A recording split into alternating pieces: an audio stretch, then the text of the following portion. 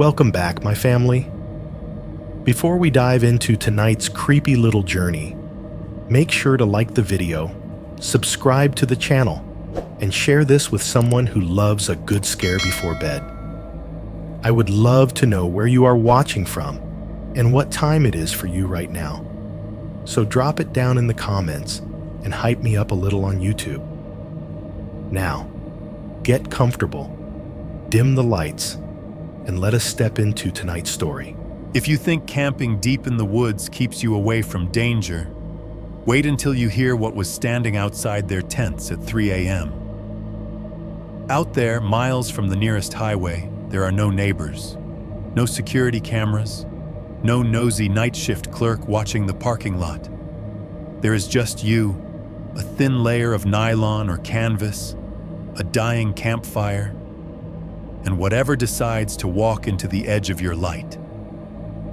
Tonight, you are going to hear 3 stories from people who went into the forest to get away from the world and instead found something waiting for them. A shape standing perfectly still between the trees, bare feet circling a campsite with no shoes in sight.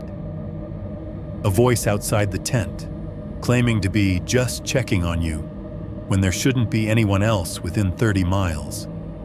These are not ghost stories. These are the kind of stories that start with a real reservation, a real trailhead, a real campground you can find on a map. So, turn off the lights, get comfortable, and maybe take one last look at whatever is outside your window. Because by the time this video is over, you might never hear a twig snap near your tent the same way again. 1.1. How I ended up sleeping in parking lots. I am 27 years old, and I am writing this from the back of a white Ford Transit that has not moved in 3 days. The van is parked behind a small brick church in New Mexico, under a tired yellow security light that hums like a mosquito in heat. I have been living in this van for 3 years. I am not sending you this story to inspire anyone to follow their dreams or to sell van life as freedom. I am sending it to your horror channel because I want there to be a record of why I do not sleep deep in the woods anymore, even when every other overnight spot is full, noisy, or sketchy. If you are listening to this, you have probably seen 100 videos of smiles and sunsets and fairy lights strung inside vans like mine.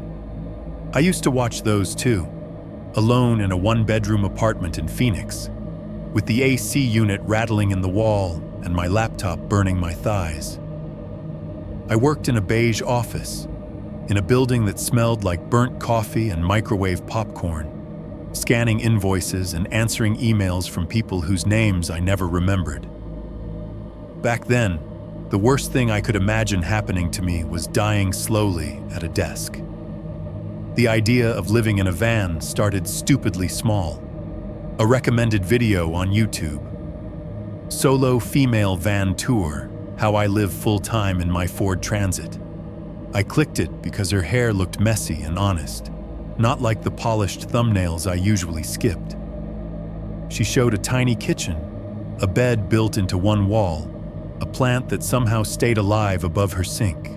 At the end, she opened her back doors, and there was a lake and a pine forest behind her, as casual as if it had always been there. I watched that video 3 times in a row. By the end of the week, I had watched dozens more. Electrical diagrams, insulation tutorials, what I wish I knew before moving into my van confessions. For the first time since college, my Google search history had nothing to do with Excel formulas or printer drivers. It took me a year to make the jump. I sold most of my furniture on Facebook Marketplace, handed in my notice at the office, and bought a used 2015 Transit in a dusty lot off I-17. The salesman kept calling it a cargo unit. To me, it already felt like a house with amnesia. The early days were not pretty Instagram moments. They were Lowe's parking lots at 9:45 p.m., fluorescent lights buzzing overhead while I loaded rigid foam insulation into a van that still smelled faintly of motor oil and cardboard. They were endless trips to Home Depot for one more bracket, one more tube of construction adhesive, one more pack of screws because I had drilled through the wrong place again. I learned the sound of impact drills in my sleep. I learned how thin the metal walls of the transit really were when I rapped my knuckles against them, imagining rain, imagining wind, imagining fists. To stop the echo, I glued sound-deadening mats to every reachable surface. Pressing them on with my palms, I could feel the van slowly lose its hollow warehouse ring and become something softer, more muted. The first night I ever slept in it, the build was barely half done. No cabinets, no ceiling, just insulation taped in place and a plywood platform for a bed. I backed into the far corner of a Planet Fitness parking lot in North Phoenix, next to a line of shopping carts corralled in a crooked metal frame. The sign on the gym glowed purple and yellow. A 24-hour Taco Bell on the other side of the lot cast its own pinkish haze. I remember lying on my back, staring up at bare metal ribs, listening. The world outside was alive in a way my apartment walls had never let me hear. The distant roar of the freeway, the high whine of a motorcycle passing, the low cough of an old pickup turning over. A refrigerated truck was parked near the entrance to the gym. Its compressor kicked on every 15 minutes with a deep, throbbing whir, like a huge mechanical animal taking a breath. Somewhere closer, a shopping cart broke free and rolled into the cart corral with a hollow crash that echoed around the empty lot. It should have been unsettling, and it was, a little. But there was comfort in it too. Parking lots are noisy in predictable ways.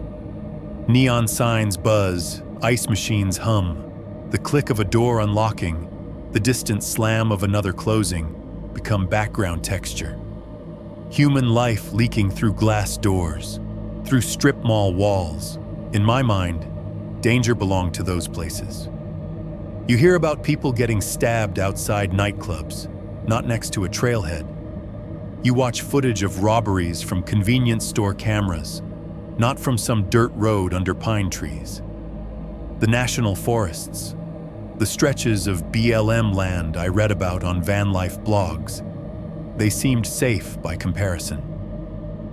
Out there, nobody was hanging around looking for trouble. There were no drunk college kids, no angry exes, no random guys cruising parking lots at closing time, just crickets, wind, the occasional owl. That was the story I sold myself, and I believed it so fully that I made rules around it. Rule number 1, always park with the nose of the van facing out. Never box yourself in next to a wall or a fence. If something feels wrong, you want to be able to turn the key and drive straight forward without thinking, without backing into anything in the dark. Rule number 2, if you are boondocking, camping for free on forest roads or BLM turnouts, you do not drink. Not more than 1 beer anyway. You want your hands steady on the wheel, your judgment sharp if headlights appear where they should not. Rule number 3, never open the door for anyone after midnight. Not for a knock, not for a hey, not for a flashlight beam. If it is truly important, they will call out more than once. They will identify themselves clearly. You do not put your face in the line of view of someone who chose the cover of darkness to approach you. Rule number 4, if a place feels off, you leave. It does not matter how tired you are, how many other vans are parked nearby, how far you just drove. You listen to the cold little animal at the base of your spine. It has better instincts than your tired brain. Those rules kept me sane in Walmart lots with flickering lights and in rest areas where truckers double-parked and left their engines idling all night. They kept me company when I fell asleep to the stutter of a neon "Open 24 hours" sign outside a diner, each flicker casting a nervous pulse across my ceiling. I can tell you the sound a shopping cart makes when a bored kid rams it into the end of a metal row at 1 in the morning. It's a hollow, ringing crash followed by a long, rattling roll, like bones in a steel drawer. I can tell you how a truck stop smells different at 3 a.m. Less like food, more like hot rubber and spilled diesel. I can tell you how the hum of a 24-hour gas station sign seeps into your skull until it feels like part of your own nervous system. And I can tell you that, for a long time, I loved leaving all that behind. When I drove out of the sodium orange glow and down a Forest Service road, the sounds changed. The harsh, electric buzz was replaced by the gentle rush of wind through trees. Crickets took over where compressors left off. Instead of a shopping cart crashing, you might hear a pine cone drop or a small animal scuttle through dry leaves. The van sounded different too. On gravel, the tires whispered instead of roaring. On dirt, the suspension sighed over washboard ruts. At night, with no streetlights, the darkness pressed close to the windows, like the world ended just beyond the glow of my fairy lights. Those were the nights I felt the freest, parked on some nameless spur road under a sky full of stars, no one else around. No cameras, no neon, no security guards scanning the lot. Just me and my thin metal walls and the empty woods. I thought my rules would be enough there too. Nose out, no drinking, doors locked, trust your gut. I am telling you this because I want you to understand. When I drove into that forest in Washington, I was not careless. I was not naive. I was doing everything I had trained myself to do to stay alive. And it almost did not matter. There is one more rule I did not know I needed back then. A rule I had never heard anyone put into words.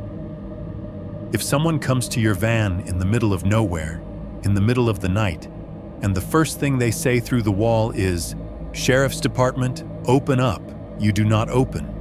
You do not answer.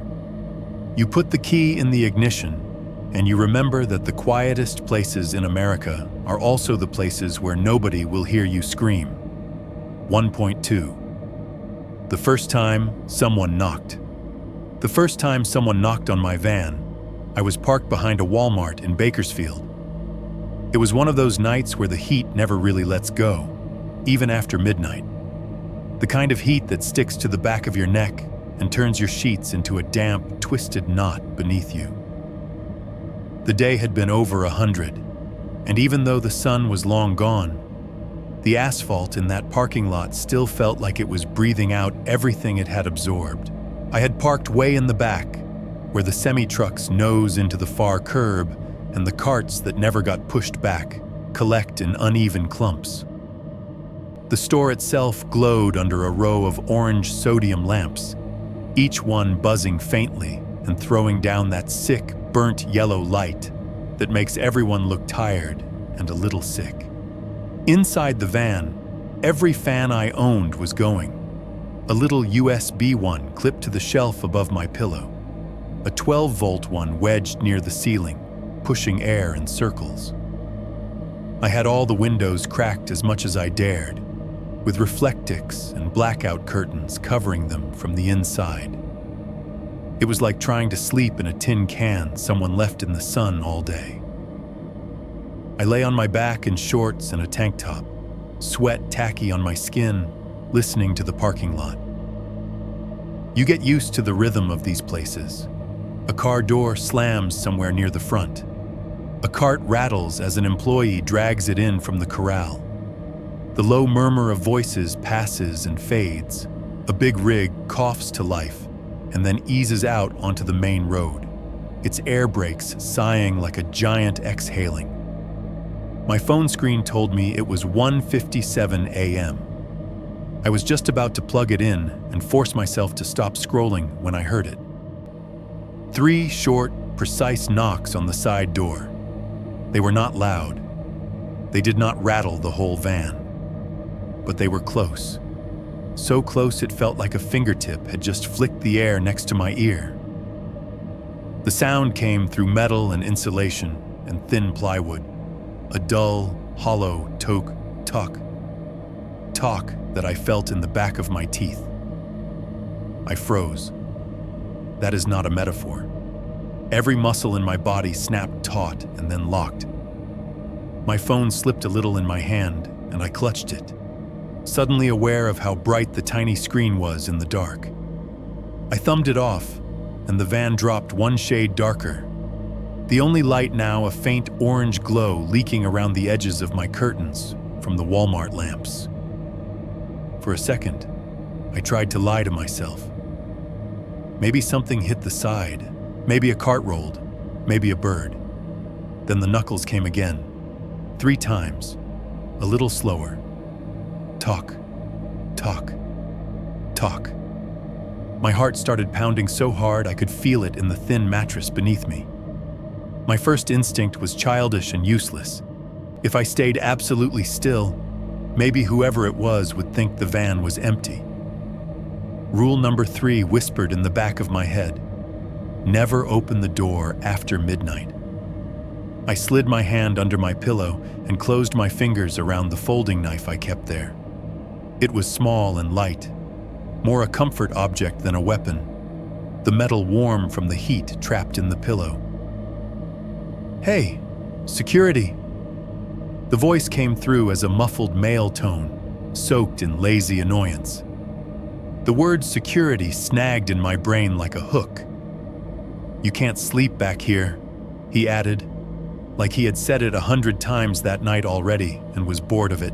I turned onto my side as quietly as I could, my bare knee squeaking against the sheet, and slid toward the front of the van. Between the cab and the bed area, I had hung a thick black curtain on a tension rod. I eased 2 fingers under the edge where it met the wall and pulled it back just enough to see the windshield. The rows of overhead lamps washed everything in that flat orange glare. I could see the hulk of a semi a few spaces over, a line of shopping carts, a stray cat slinking along the curb, and, about 8 feet from my van, standing in the open, a man in a bright yellow safety vest. He stood under one of the lamps, the vest almost glowing against his dark t-shirt and jeans. He had something in his hand, probably a flashlight, but he was holding it against his thigh so the beam pointed at the ground. From this angle, the A-pillar blocked most of his face. I could see the corner of a jaw, stubble, the brim of a cap. He knocked again, lighter this time, like he was humoring a child. "Talk, talk, talk." "Ma'am, you can't overnight here," he called. "You gotta move along." His tone was bored, like an employee who had drawn the short straw and been told to clear out the lot. Walmart, to my knowledge, allowed overnight parking. I had parked at a dozen others, no problem. But some managers made their own rules. Some towns passed ordinances. It was always a bit of a gamble. I stayed there behind the curtain, knife in hand, sweat cooling on my skin, thinking through it. If I opened the door, I'd have to step out barefoot onto hot asphalt in front of a stranger in the middle of the night, in shorts and a tank top, no one else in sight this far back. If I didn't, and he was legit, I risked getting the cops called on me. He tapped the van again, this time with something harder. The sound was sharper, metallic. I realized he was using his flashlight to drum the side in a kind of impatient rhythm. Talk, talk.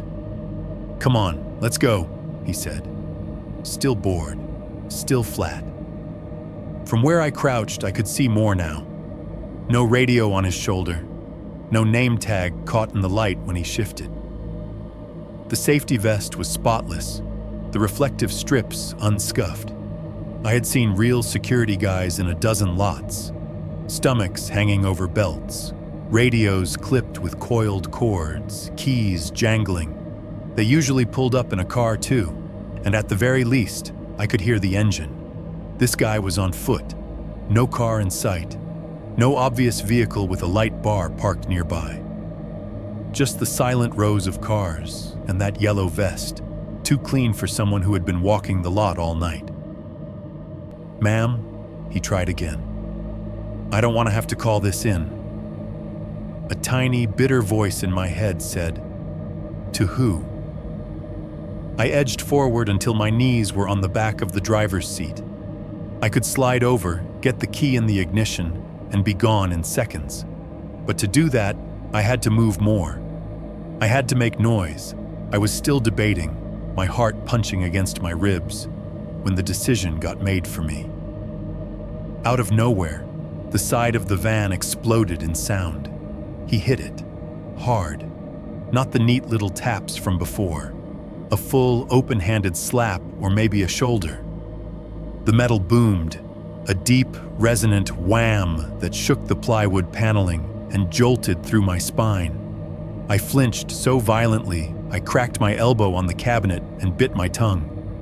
"Hey!" he barked, loud this time, right up against the van. My ears rang. For a second I saw nothing but the afterimage of the moment in my mind. The yellow vest right outside. The palm slamming into the metal inches from my face on the other side. Then I heard his footsteps, moving along the side of the van. Gravel and small rocks crunched under his boots. The shadow of his movement brushed across the little gap at the bottom of my curtain. The passenger door handle jiggled, once, twice. A quick, testing rattle. Not enough to try to rip it open, just enough to see if I had left it unlocked. I had not. The lock stuck firm with a soft, satisfying thunk. Something in me clicked over from frozen animal to automatic pilot. I slid over the back of the driver's seat, dropped into it, and jammed the key into the ignition. My fingers slipped a little on the plastic, damp with sweat, but it caught on the second try. The engine turned over with a low, familiar grumble that felt like the only friendly sound in the world. Headlights flared on, washing the line of carts in front of me in harsh white. In the side mirror, I saw him step back. He had been right at the edge of the beam, one hand still on the metal where he had slapped it. The vest reflected the light like a road sign, glowing so bright it hid most of his shape. His face was still in shadow, tilted just enough that the brim of his cap cut it off. He didn't wave. He didn't step away with an annoyed shrug like a real security guard might. He just stood there, shoulders slightly hunched, watching as I put the van in drive and rolled away. I pulled to the front of the store and parked near the main doors, under cameras and next to 3 other cars, hands still shaking on the wheel. My heart was still racing when I finally forced myself to go inside to use the bathroom. The overnight staff were restocking shelves, wheeling out pallets of cereal and paper towels. The store felt strangely bright after the dark backlot. Propped in the mirror under the harsh bathroom lights, my face looked pale and sweaty, hair plastered to my forehead. As I stood at the sink, 2 employees came in, still talking about something they had been discussing in the aisle. "No, corporate cut them," one was saying. "We don't have overnight security anymore, not since last month. It's just us and the cameras." "Yeah, well, tell that to the people sleeping in their cars," the other one laughed. "They still act like someone's out there patrolling." They walked out, the door swinging shut behind them with a soft squeak. I stood there, water dripping from my hands, replaying the knocks, the yellow vest, the clean, blank chest with no name. That was the first time I understood that anyone, absolutely anyone, can knock on metal in the middle of the night and say they are something you are used to trusting. All they need is the right word, the right tone of boredom, the right vest. 1.3. The stories you ignore until they are yours. When you live in a van, bedtime is not a fixed hour. It is whatever is left over when the day and your nerves are finished fighting. Some nights, I fell asleep by 10, exhausted from driving and building and fixing whatever had rattled loose. Other nights, I lay on my side with my phone 4 inches from my face, the only light in the whole van coming from that tiny rectangle, my thumb scrolling and scrolling and scrolling.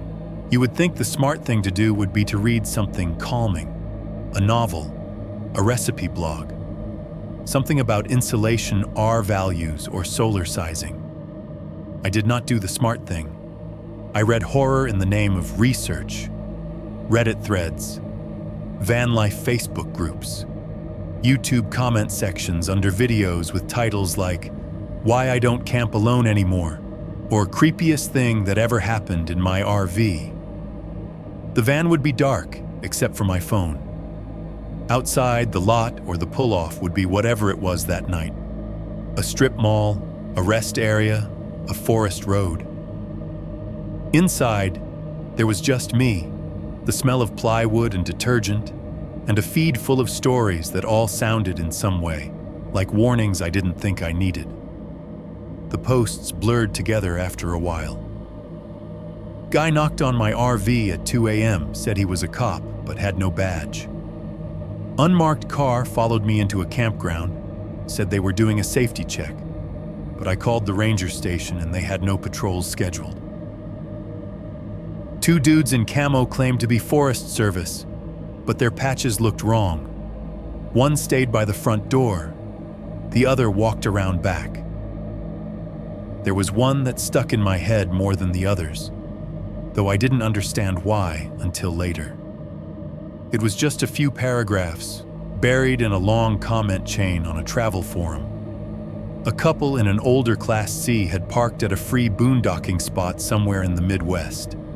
They woke up to someone pounding on the door and a man's voice yelling, "Open up, sheriff's office!" They did not have a peephole. The husband called back through the door and asked for a name. The voice repeated, louder, "Sheriff's office, open up!" No sirens, no flashing lights through the curtains, no radio squawk. The husband told the voice he was calling 911 to verify. There was a long silence, then quick footsteps in the gravel. By the time real deputies arrived, lights and all, nobody else was there. The comments under that story were split. Half the people said it was clearly a fake, a troll. The other half argued about the legality of not opening your door if it really is the sheriff. I remember reading it and feeling weird. Not scared exactly.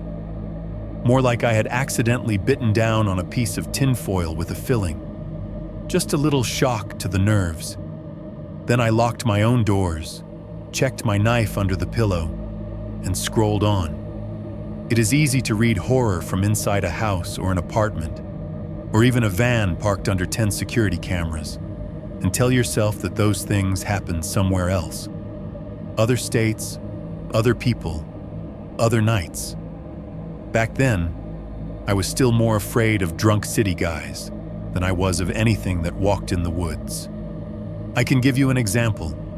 One weekend, I was in Portland, Oregon, trying to be urban van life for a change. I'd spent the day in coffee shops charging my laptop, then met a friend of a friend at a bar on Southeast Hawthorne. I parked the van in the alley behind the building, along a row of dumpsters that smelled like stale beer and fryer grease. By the time I crawled into bed, it was nearly 2 a.m. The bar had closed. Most of the customers had gone home or moved on to worse decisions elsewhere. The alley was quieter. The main noise left was the murmur of voices from the direction of the street and the occasional bottle rolling somewhere out of sight. I fell asleep to the muffled bass of a song I couldn't quite recognize. I woke up to screaming, not horror movie screaming. No one holds a note that long in real life. This was raw, ragged, a woman's voice tearing itself into short, terrified bursts. The kind of sound that makes every hair on your body stand up because your brain recognizes it as something primal and very, very bad. I sat up so fast the van rocked. My heart was already racing before my mind caught up enough to ask what direction it was coming from. Outside, just beyond my thin walls, tires squealed. A car door slammed. A male voice shouted something I couldn't make out. Then more screaming.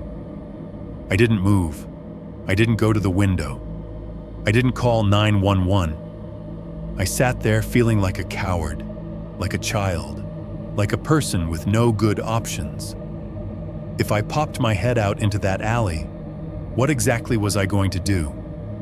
I didn't even have shoes on. Within a minute, sirens started up, first distant, then closer, rising and falling as at least 2 cars converged on somewhere nearby. Red and blue light flickered against the top corners of my curtains. By the time I finally worked up the nerve to crack the windshield cover and look out, all I saw were reflections bouncing off brick and dumpsters, headlights parked sideways in the street, the ghost of movement as officers went past out of sight. I lay back down, but sleep was ruined. Every laugh from the direction of the main road sounded like it might twist into another scream. Every footstep echoed too loud.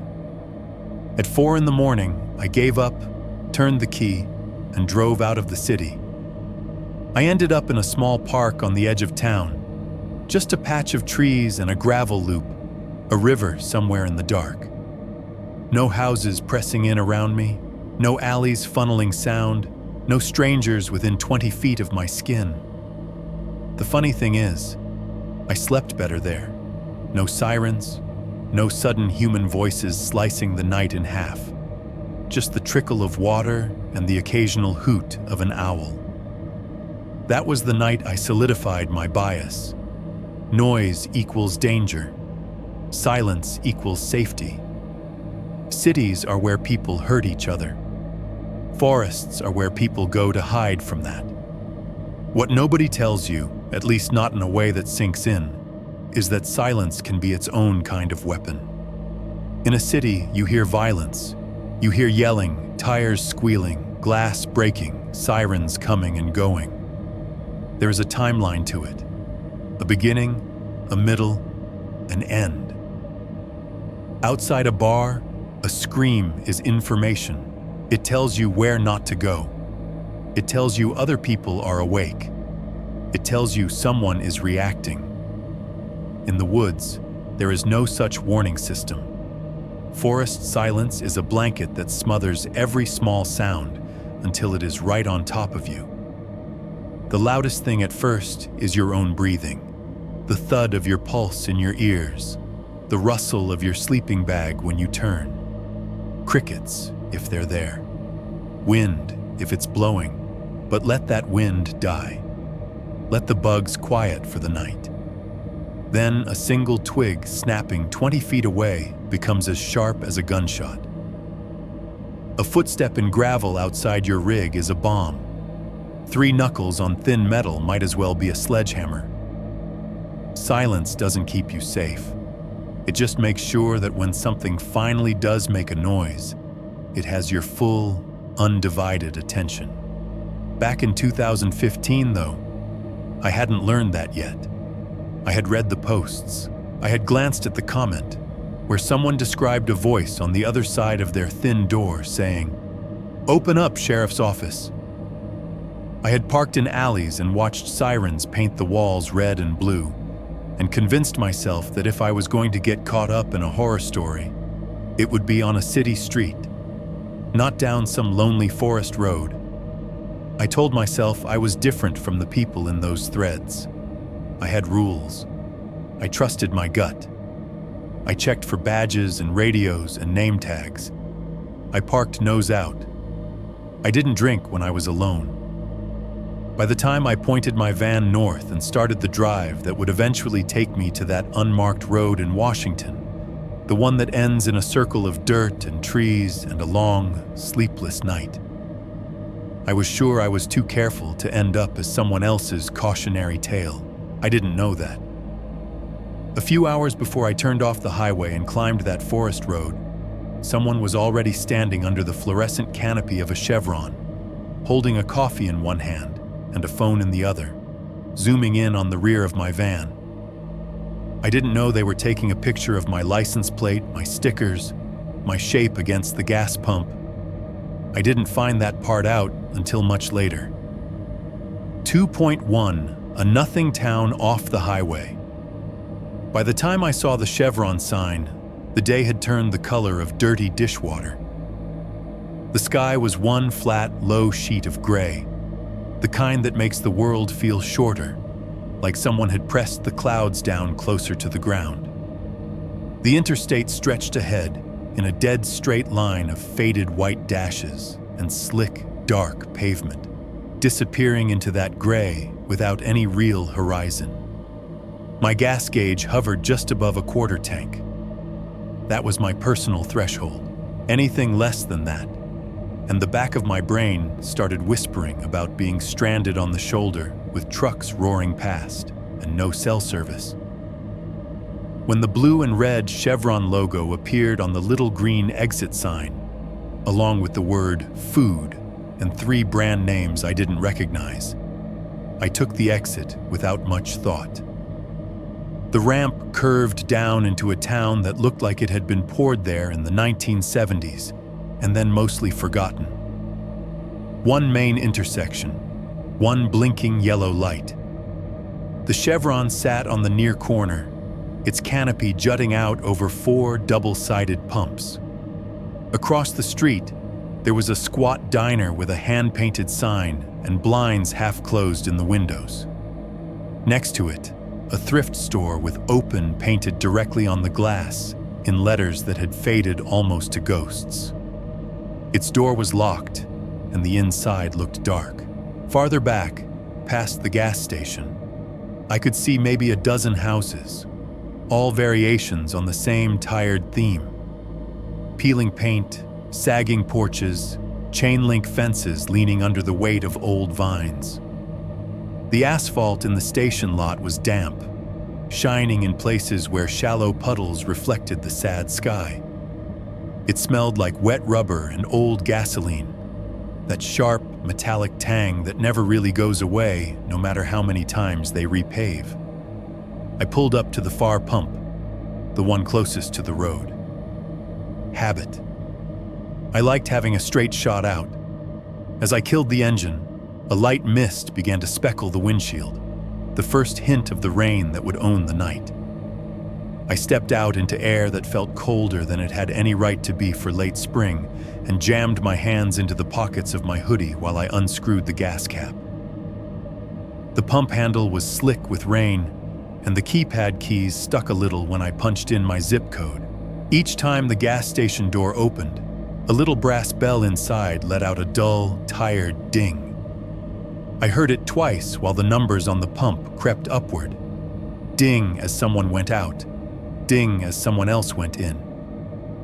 The sound seemed too small for the emptiness of the lot, like a noise from a dollhouse. Through the big front windows, I could see the interior in flat slices. A row of coolers along the back wall, fogged at the bottom. Shelves of snacks. A counter with a lottery sign drooping off the edge. The open sign in the window flickered in a sickly red neon, the P and the last line of the N half dead, so that from certain angles, it just read OE. I filled the tank until the pump clicked off on its own. The price per gallon blinked up at me, more than it had been 2 states back. I slid the handle back into its cradle, capped the tank, and stood for a second, stretching my neck, feeling the wet in the air work its way into my hair. I told myself I was just going in for coffee. That was all. Caffeine for the last bit of driving and maybe a snack. Nothing dramatic, just another gas station, another quick stop. Inside, the fluorescent lights hit me like a slap. They hummed loudly above, long tubes buzzing inside yellowed plastic covers. The floor tiles were gray once, now worn to a patchy, spotted neutral color that hid everything except the most recent scuffs. The air was cooler, but thick with the layered smell of burnt coffee, sugared pastry, motor oil, and some kind of citrus cleaner that never quite managed to erase the rest. To my left, a rack of hot dog rollers kept a few shriveled survivors rotating endlessly under a glass sneeze guard, squeaking softly as metal turned against metal. The coolers along the back pulsed with their own mechanical noise, a continuous dull roar punctuated by deeper rattling groans whenever a compressor kicked in. Little bits of frost clung stubbornly to the rubber seals around the doors, even though everything else in the store felt slightly sticky. I walked the short middle aisle, hand-brushing past rows of chips, candy bars, and beef jerky bags that crackled when my fingers grazed them. I picked up 2 sad-looking microwave burritos, partly because they were cheap, and partly because it felt like the kind of thing you were supposed to buy at a place like this. I found the coffee in the far corner, 3 glass pots sitting on warmers, each labeled with a handwritten piece of tape. Reg, decaf, hazelnut. The reg pot was almost empty, the liquid inside reduced to a dark, syrupy band. I took a paper cup from the dispenser, the rim crinkling slightly in my grip, and filled it halfway, hoping what was left was strong rather than stale. Beside the coffee, a little shelf held plastic tubs of powdered creamer, packets of sugar, plastic stirrers in a cloudy plexiglass container. That was where I saw him. He was standing at the opposite end of the counter, in front of the second coffee pot, holding a cup in one hand and stirring so slowly with a plastic stick that it barely made ripples on the surface. His head was bent, the brim of a faded baseball cap casting a shadow over his face. His shirt was flannel, or had been at some point. Red and black checks, the color bled out by too many washes and too much sun. It was damp. The fabric darkened across his shoulders and down the sleeves, like he had been out in the mist longer than I had. A few drops of water clung to the edge of the cap and to the stubble along his jaw. His jeans were a generic medium blue, stained darker at the knees, where mud had dried and cracked. Work boots, scuffed and mud-caked, anchored him to the floor. He looked like half the men I had seen at small-town gas stations across 3 states. Except he was not looking at his coffee. He was looking at me, not directly, not in the obvious up-and-down way that makes you want to zip your jacket higher. His head stayed down. The stirrer made its slow circles, but his eyes slid sideways under the brim of the cap and didn't move when mine passed over him. It was a strange, sideways kind of attention, as if I were something reflected in a window and he was trying not to be caught staring. I pretended not to notice. I put the burritos under one arm and reached up to grab one of the tiny bottles of whiskey that lived on a plastic rack by the coffee. The cheapest brand, with a name that sounded like a fake cowboy and a label that tried too hard. A just-in-case bottle, for nights I ended up somewhere actually safe enough for a drink. The fluorescent light hummed louder above us. The cooler behind my back clicked as its fan shut off and then wound down. In that brief dip in background noise, the little tap-tap of his stirrer against the cup seemed unreasonably loud. I turned toward the register. The counter was deserted. A bell sat on the laminate, the kind you hit when you needed a clerk. I could feel his eyes on the side of my face, like when you stand too close to a space heater and one patch of skin starts to warm uncomfortably fast. I set my items down and hit the bell. Its clear, sharp ding cut through the low drone of the store. Somewhere in a back room, a door closed, and footsteps approached. "Be right there," a voice called, distant but cheerful in a way the rest of the place wasn't. Behind me, the man set his coffee cup down.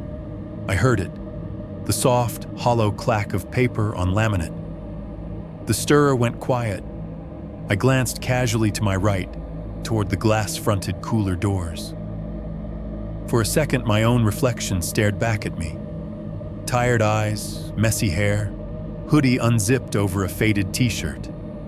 Past that, faint and warped by the curve of the glass, I caught a second reflection. His. He was not looking at the coffee. He was not looking at the snacks or the lottery sign or the clock above the doorway. His head was still angled down, but his eyes were up, fixed not on me directly, but on my outline in the glass. The hair on the back of my neck rose, the way it had the night in Bakersfield when the knocks came a second time. I told myself I was overreacting. This was a nothing town off the highway. People noticed out-of-state plates. A woman alone in a van. It was curiosity, that was all. The clerk appeared then, an older man with a gray mustache and a company polo that had seen better days. He rang up my purchases without small talk, sliding the burritos and whiskey over the scanner with motions that were almost muscle memory. "Pump 3?" he asked. "Yeah," I said, and pulled a crumpled 20 from my pocket. I paid in cash on purpose. It was something I did in places that felt too small, where my bank card felt like it left too much of a trail. Maybe that was paranoid. Maybe it made no difference. It made me feel a tiny bit less transparent. As I took my change, I had the urge to say something casual to the clerk, to anchor myself to him, to this place, to normalcy. Instead, I just nodded and muttered, "Thanks," and stepped away. Walking back toward the door, I could feel the man's gaze like a second set of hands on my shoulders. I did not turn to look at him. I did not check if he was still by the coffee or if he had moved. The bell over the door chimed a soft ding as I pushed it open and stepped back into the gray afternoon. The air outside felt colder, or maybe it was just the temperature difference after the stale warmth inside. I walked back to the van with my head down, my keys already in my fingers, my footsteps echoing slightly in the quiet lot. The smell of wet asphalt wrapped around me, and that damp, heavy sky pressed down over the whole little town. Behind me, through the glass of the gas station, I knew without seeing that someone was still looking. 2.2. The sound of gravel under the same boots. Back at the pump, the numbers on the display clicked upward with a kind of bored determination. The hose vibrated faintly in my hand as fuel rushed through it. The rubber warm and faintly slick, like someone had wiped it down with an oily rag months ago and never quite got all of it off. The rain had picked up to a steady mist, fine enough that you barely felt it at first, just a cooling on your cheeks and hair. After a minute, though, everything had a sheen. The hood of the van, the black top of the pump, my own hands. The air smelled like wet asphalt and unleaded, sharp and nostril stinging, cut with the sour note of the dumpster tucked along the back fence. I stared at the numbers climbing, thinking about nothing in particular, letting my brain flatten out. That is when I heard it. Not the soft slap of sneakers on wet pavement, not the clack of cartwheels, boots on gravel. Crunch, crunch, crunch. The sound came from behind the van, slightly to the left, where the edge of the paved lot met a strip of unpaved ground. There was a texture to it you recognize if you have spent enough nights in truck stops and dirt pull-offs. Heavy soles pressing down on small stones. A crackle like someone twisting bubble wrap with every step. I didn't move my head right away. Instead, I shifted my eyes to the side mirror. The way you do when you are pretty sure you are being watched, and you want the watcher to think you are not. In the mirror, between the blurred reflections of my own van and the pump beside me, I saw him. The flannel, the hat, the mud-darkened jeans. He was walking between the pumps in a casual diagonal line, one hand in his pocket, the other holding a coffee cup. His gaze was angled down at his other hand, where a cheap smartphone glowed faintly. The screen's light lit the underside of the brim of his cap, outlining his nose, the line of his mouth.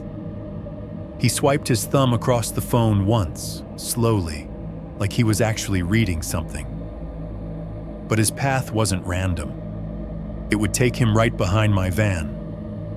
The gravel crunched again as his boots left the smoother concrete pad and crossed the thin strip of loose stone that bordered the lot. Crunch. I swallowed, sudden dryness catching in my throat. The pump clicked off with a hollow thunk that felt too loud. I pulled the handle out, the faint smell of gas stronger for an instant, then slid it back into its cradle. My hand shook just enough that I had to focus on threading the cap back on. Nothing was happening, not really. People existed in gas stations. Men in flannel walked between pumps. I was just another customer. I heard my own voice in my head, trying to sound reasonable. It did not quite manage it. Instead of getting straight into the van, I grabbed the squeegee from the bucket near the pump. The water in the bottom was gray, an oily skin floating on top. I tapped the rubber blade against the edge to knock off some of the grime, then started on my windshield, dragging the cool, wet plastic across the glass. If I was busy, I was not nervous. That was the lie I was selling myself. I could feel him behind me without looking. It was like standing close to a heater. No direct contact, just that awareness of something radiating near your back. I scrubbed a pointless streak on the driver's side, then walked around the front of the van to attack a non-existent smudge on the passenger side. When I rounded the corner, he was there. Closer than I expected, closer than made sense for the path I had watched in the mirror. He had cut between pump islands, shaving distance, so that we nearly bumped into each other at the front of my hood. I stopped so fast, the squeegee jolted in my hand and slapped the glass with a little wet smack. "Nice rig," he said. His voice was low, the kind of low that sits in your chest more than your ears. Not gravelly, not warm, just flat. As if whatever emotion should have been in it had been ironed out. "You sleeping in that thing?" he added after a beat, tilting his chin toward the van. A drop of rain slid off the brim of his cap and landed on the hood between us with an audible tick. Up close, I could see more now. His eyes were a washed-out color, pale enough that in this light they looked gray. There was stubble along his jaw, a few days' worth, beads of water clinging to it like tiny pearls. I forced a smile I didn't feel. "Sometimes," I said. "Depends." That was my default answer, non-committal. Not a lie, but not a confession either. He took a sip of his coffee, eyes never leaving my face. The cup was one of the gas station's generic ones, white with a blue stripe. His fingers around it were red at the knuckles from the cold. "From out of town?" he asked. "Just passing through," I said. "Yeah?" He flicked his eyes toward my plates and back. "Where you headed?" There it was, the question I had learned to answer sideways. "East," I said, and named a city that was technically in the general direction I could have gone if I got back on the interstate and stayed there. It was not the direction of the forest road I had bookmarked. He smiled, or at least, his mouth stretched. The skin at the corners creased, but nothing else about his face changed. His eyes stayed the same pale flatness, like river stones. Nothing warmed, nothing crinkled. It was the kind of smile you practice in a mirror to see how it looks, not how it feels. "Got a lot of nothing east," he said. "Got a lot of nothing north, too." He said it in a way that made it unclear if nothing was a good thing or a bad thing. The door to the station opened behind him. Ding! A blast of warmer air rushed out. carrying with it the smell of hot dogs and coffee and citrus cleaner. A fridge unit inside chose that moment to cycle back on, a deep mechanical rumble leaking through the glass. Somewhere down the highway, a truck engine growled, the sound Dopplering as it passed the exit.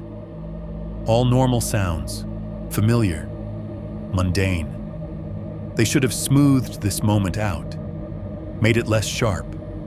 Instead, they just sketched the edges of it, like background noise in a recording that makes the quiet parts more obvious.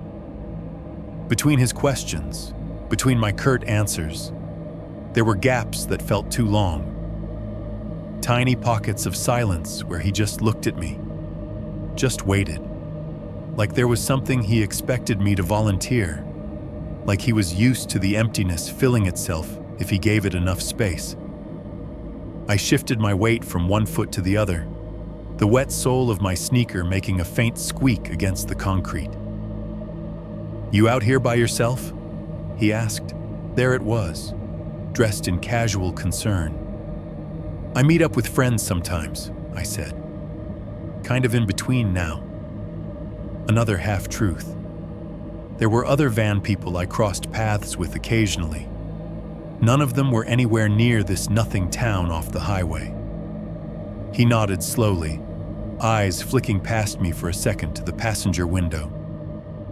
The curtains were drawn just enough that you couldn't see in, but the outline of the build, cabinet, shelf, bed frame, was obvious to anyone who had spent more than 5 minutes online. "Cool," he said. The word dropped out of his mouth with zero enthusiasm, like it was placeholder text he'd dropped into a script. The gas station door opened again. Ding! An older woman came out with a pack of cigarettes in one hand and a six-pack dangling from the other. She gave us a quick, uninterested glance and hurried to a sedan parked on the far side, her shoes making quick, tapping sounds on the wet pavement. I realized my coffee was cooling rapidly in my hand, sweat from the cup mixing with the mist on my fingers. "Well," I said, raising it slightly as if toasting the air between us, "I should, get back on the road." His gaze settled on my keys, still looped around one finger. For a second, his eyes stayed there, like he was memorizing the way my hand moved. "Yeah," he said. "Road's quieter this way." He nodded toward the side street that led away from the interstate, toward the darker line of trees in the distance. "Hardly anybody goes up there this time of year." I hadn't told him I was thinking of going that way. My brain noted that fact and filed it under "Do not think about right now." "Take care," I said. He lifted his coffee cup in a little half salute. "You too." The silence that followed that was the worst yet. It stretched, thin and sticky, as I took a step back, then another, giving him a wide enough berth to slide around the front of the van. He didn't move until I had reached the driver's door. I unlocked it, slid inside, and shut it with a solid thump that felt more final than usual. I hit the lock button out of habit and watched the little nub drop, a tiny plastic reassurance. In my rearview mirror, I watched him walk toward the station, under the canopy, into the fluorescent spill. He stopped just short of the glass doors, turned, and looked back. From this distance, framed by the pumps and the glow of the "open" sign struggling against its own dying letters, he was just a silhouette with a bright vest of flannel over him, coffee raised, head tilted slightly. I put the van in drive and pulled out, my tires hissing over the damp pavement. At the edge of the lot, I signaled for the side road instead of the on-ramp. Old habit, as if anyone cared which way I went. For a moment, as I eased onto the smaller road, my phone screen lit up on the dash mount. The GPS app blinked, the little blue arrow that was supposed to be me freezing for a second, then spinning.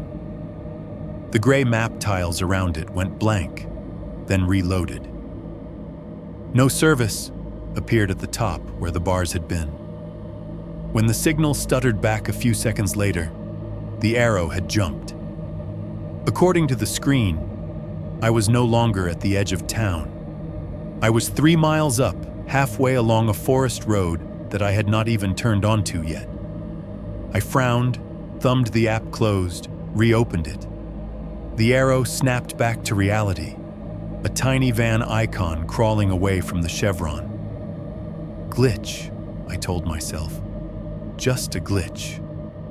I ignored the prickling sensation that ran down my arms as the last of the gas station's light fell away behind me and the trees ahead gathered into a dark, waiting wall. At the time, it felt like nothing. Just one more weird moment at a nowhere stop. Later, when I saw the still frame from the security camera, the one with my van at the pump and a blurry shape standing by a dark truck in the far corner, I would think about that jump on the GPS, and I would wonder how far ahead of me they were already planning. 2.3. The road with no name. The side road I took didn't have a name on any sign I could see. On the map app, when the signal still worked, it was just a thin gray line peeling off from the main artery, unlabeled, the kind of detail you only notice if someone online has circled it in red and said, "Free spot here, quiet turnaround at the end." I had found it weeks earlier in a van life forum thread titled something like "Best Free Camping, Washington Edition." Buried between arguments about leave no trace and people complaining about generators was a comment from a user with a tree for a profile picture. Old logging road off highway number. No services, but very peaceful. Large circle at the end. Good for bigger rigs. No one ever goes up there. I had screenshotted it and dropped a pin on my map. A little digital secret waiting for the right day. Sitting in that nothing town's chevron lot, with gray sky pressing down and the memory of the bar in Portland still fresh in my mind, it felt like the right day. The road started out as a normal right turn off the 2-lane highway. No gate, no sign, just a fading strip of asphalt slipping between 2 ranks of pines like it was sneaking away. At first, the van's tires hummed the way they always did on pavement. A low, steady sound that matched the vibration in the steering wheel. Houses flashed by, 3 of them, all at odd angles, all with yards full of rusted machinery and kids' toys left out to drown. Then they fell away too, replaced by trees. The asphalt began to change without warning. The even, dark surface broke up into patches, lighter squares, where someone had laid down quick repairs years ago. Then, little by little, the patches won. In some places, cracks filled with dirt had sprouted grass down the center line, like the road was trying to heal itself. The van's hum turned into a series of low growls as the tires rolled over each rough seam. My coffee cup rattled faintly in its holder. Little at first, then more. After maybe half a mile, the asphalt simply stopped pretending. One moment, there was the familiar dark surface, mottled and scarred. The next, my front tires dropped onto full gravel with a soft lurch. The sound underneath changed instantly. The clean, soft hiss of rubber on road became a constant crunch, like grinding teeth, with the occasional sharp ping as small rocks spat up to hit the undercarriage. I eased my speed down. 20, 15. The van seemed to breathe differently on the rougher ground, the suspension flexing and sighing over shallow ruts that had filled with rainwater. Mud splashed up the sides in thin arcs. The trees closed in fast. On either side of the road, tall pines lined up shoulder to shoulder, their trunks dark with moisture. Their lower branches brushing close enough that I could hear them scrape lightly along the side of the van in narrow places.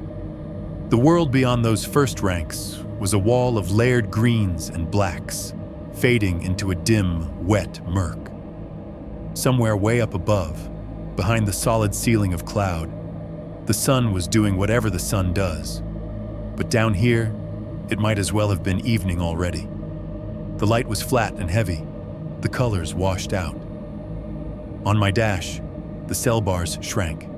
3, 2, 1. Then just the word, no service.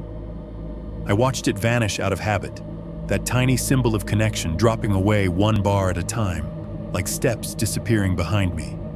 And then there was just me, the van, this road with no name, and whatever was waiting at the end.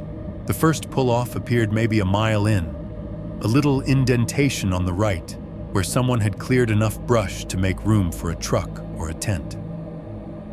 I slowed as I passed it, craning my neck to see if there were fire rings, trash, anything. There was an old mattress tossed half in, half out of the trees, its springs rusted, and its stuffing spilling out like old gray intestines. A couple of beer cans lay crushed nearby, the aluminum catching what little light there was. I kept going. The second pull-off was a little better. There was a ring of stones with ash in the middle and a few logs dragged around it like benches. I could have stayed there, maybe. It would have been fine. But the road kept going, and the comment had said large circle at the end, and some stubborn part of me wanted that spot. The one whoever had left the comment had loved enough to share. So I drove on. The trees seemed to lean in closer the farther I went. The road narrowed, the branches overhead knitting tighter. Ferns crept up the banks on either side, their wet fronds brushing the paint as I eased past. The farther I got from the highway, the quieter it became. Not the kind of quiet that is actually full of city sounds. The low roar of distant traffic, the whine of a nearby freeway. This was the quiet of the interior, the deep part of the woods where the only constant sound was the crunch of my own progress and the soft, irregular patter of rain hitting leaves. I opened my window an inch. The air that came in was colder, carrying the clean, dark smell of wet dirt and sap. It smelled like every camping trip I had ever taken as a kid, layered with the faint, metallic tang of my own engine heat. Somewhere far off, a bird called once, twice, then shut up. I glanced into my side mirror out of habit. All I could see was the gray tunnel I'd come through, the road a pale scar through the darker greens. For a brief second, right where the trees framed the entrance, something flashed, a small glint of silver or chrome, a tiny, concentrated light that didn't match the sky. It could have been a reflection on wet leaves, the glint off a bit of discarded metal in the ditch, a trick of my own taillights catching something. By the time my brain tried to make it into anything else, another car's bumper, a windshield, a badge, it was gone. Just trees again. I told myself I was being jumpy. I blamed the man at the chevron, the way his eyes had slid to my keys, the way he'd mentioned the quiet road without me saying a word. Gravel popped under my tires, thrown outward. One rock pinged particularly hard against the underside, a sharp, hollow sound, like a finger flicking the van's ribs. I flinched, then let out a breath that fogged the inside of the window for a second. At some point, the road began to climb. It was gradual, just enough for my ears to feel the change and for the engine to work a little harder. The trees fell away slightly on the left-hand side as the land dropped off into a slope I could not see the bottom of. The right side pressed in, a wall of trunks and moss-slick rock. Then, as suddenly as the pavement had turned to gravel, the tight corridor of trees spat me out into open space. The road widened and curled into a rough circle, like someone had taken an eraser and scrubbed a round patch of clearing out of the forest. The gravel here was mixed with bare dirt, the center slightly higher than the edges, crowned with a ring of stones. It was exactly what the forum comment had promised. A turnaround big enough for a decent-sized RV, flat enough for a van, tucked far enough into the trees that you could forget the highway existed. I rolled to a stop on the outer edge of the circle and killed the engine. For a second, the sudden quiet made my ears ring with leftover road noise, a phantom hum from the tires still spinning in my bones. Without the engine, the sounds of the clearing stepped forward. The soft patter of rain on the van's roof, the drip of water from branches, the occasional, quiet shift of the forest, the creak of a trunk, the rustle of something small moving through the undergrowth. I got out and stood in the open, fingers automatically going to my keys, looping them around my index finger the way I always did.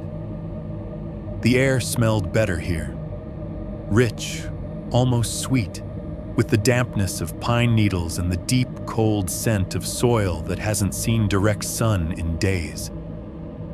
The stone ring in the center of the clearing had a blackened interior, ghost traces of charred wood and ash clumped together, proof that someone had camped here before me. No other vehicles, no voices, no distant dogs barking, no muffled music, just the trees, standing shoulder to shoulder in a rough circle around the clearing, their trunks dark with rain, their branches making a jagged ring against the gray sky. Beyond them, deeper in, everything faded into a darker, softer blur. It was the kind of spot I had chased across half the country, the kind that made all the nights behind Walmarts and next to truck stops feel worth it. I felt a little thrill of satisfaction, like I had successfully solved a small, personal puzzle. Here it was, my own little eroded crown at the end of a road with no name. I walked a slow circle around the van, checking the ground for any big rocks that might make sleeping uneven, eyeballing the trees to see which way the wind was moving. I listened for any hint of another engine, another set of tires crunching up behind me. There was nothing. Just me, the van, the old fire ring, and the smell of wet earth soaking slowly into my clothes. Later, a week after I left this place in a hurry I couldn't have imagined yet, I would sit in the cramped back office of that same Chevron and squint at a tiny, grainy monitor. On the screen would be still frames the clerk had pulled up at my request. My white van nosed up to pump 3, my own blurry figure walking across the lot. And in the background, almost swallowed by digital static, under the same gray sky, a dark pickup parked at the far edge. A man in a damp flannel shirt standing beside it, one hand on the bedrail, his head turned just enough that, even in that bad resolution, you could tell he was watching. The license plate on the truck would be nothing but a white smudge. No numbers, no letters, just glare. 3.1. Cooking for one in the middle of nowhere. The first thing I did in the clearing was what I always did. Point the nose of the van back the way I came. Even out here at the end of a road nobody seemed to care about. The ritual stayed the same. I eased the van around the curve of the circle, gravel crunching under the tires, until the headlights were aimed straight at the gap in the trees where the road narrowed away. If I had to leave fast, I didn't want to be thinking about backing up in the dark. I shifted into park, set the parking brake with a solid clack, and let my hands rest on the wheel for a second. My fingers were stiff from gripping it too long, knuckles pale. Outside, the rain was still more of a mist than a storm, drifting down in a fine spray that made the windshield look filmed over. "Okay," I said out loud, to no one. "We're good." The van ticked softly as metal cooled. I turned off the ignition, and the engine's low hum died, leaving a brief, ringing quiet in its place. The kind that always makes you suddenly aware of your own breathing. Then the other sound stepped forward. The patter of water on the roof. The slow drip from branches onto the hood. A faint breeze leaning into the pines and making them whisper. I did my safety dance. Doors locked. I hit the button on the driver's panel and listened for the familiar small chain of thunks as all 4 locks snapped down. I checked them by hand anyway. Front doors, sliding door, rear doors. Each handle gave under my fingers just enough to prove it was secure, then stopped. Keys accessible. I clipped them onto the little carabiner that lived by the steering column, the same spot I could grab without thinking in the dark. I tapped them once to hear the jingle, reassuring myself they weren't sitting forgotten on the counter or lost in a pocket. Bear spray. Not for bears, if I was honest. I reached above the driver's seat where the canister was velcroed to the headliner, tugged to make sure it didn't come loose. The plastic was cold and slightly tacky under my fingers, knife under pillow. Phone charged, headlamp hanging by the bed. Check, check, check. Only then did I let myself slide the curtain closed between the cab and the living space, sealing off the windshield and making the back of the van feel more like a small room and less like a vehicle. The air inside was already cooling down from the drive. I unlocked the side door and slid it open. The sound of it rolling along its track, metal on metal, faintly gritty, echoed into the trees, then disappeared. Cool, damp air flowed in, carrying the smell of the clearing with it. Wet earth, pine needles, a faint sweetness from whatever was rotting quietly in the underbrush. It was a smell that always made some old, uncomplicated part of me relax. No exhaust, no hot trash, no stale beer from alley dumpsters. Just dirt and trees and rain. From where I stood, I could see the circle outside, the pale crush of gravel, the dark ring of stones in the center, the trunks of the pines like a loose fence all around. Beyond the first line of trees, everything dropped away into a deeper shade of gray-green, like the world ended 3 or 4 feet past the branches. Inside, I flipped on the strip of LEDs I'd run along the upper cabinet. Warm white light filled the van, pooling on the butcher block counter and turning the stainless steel sink into a little reflective square.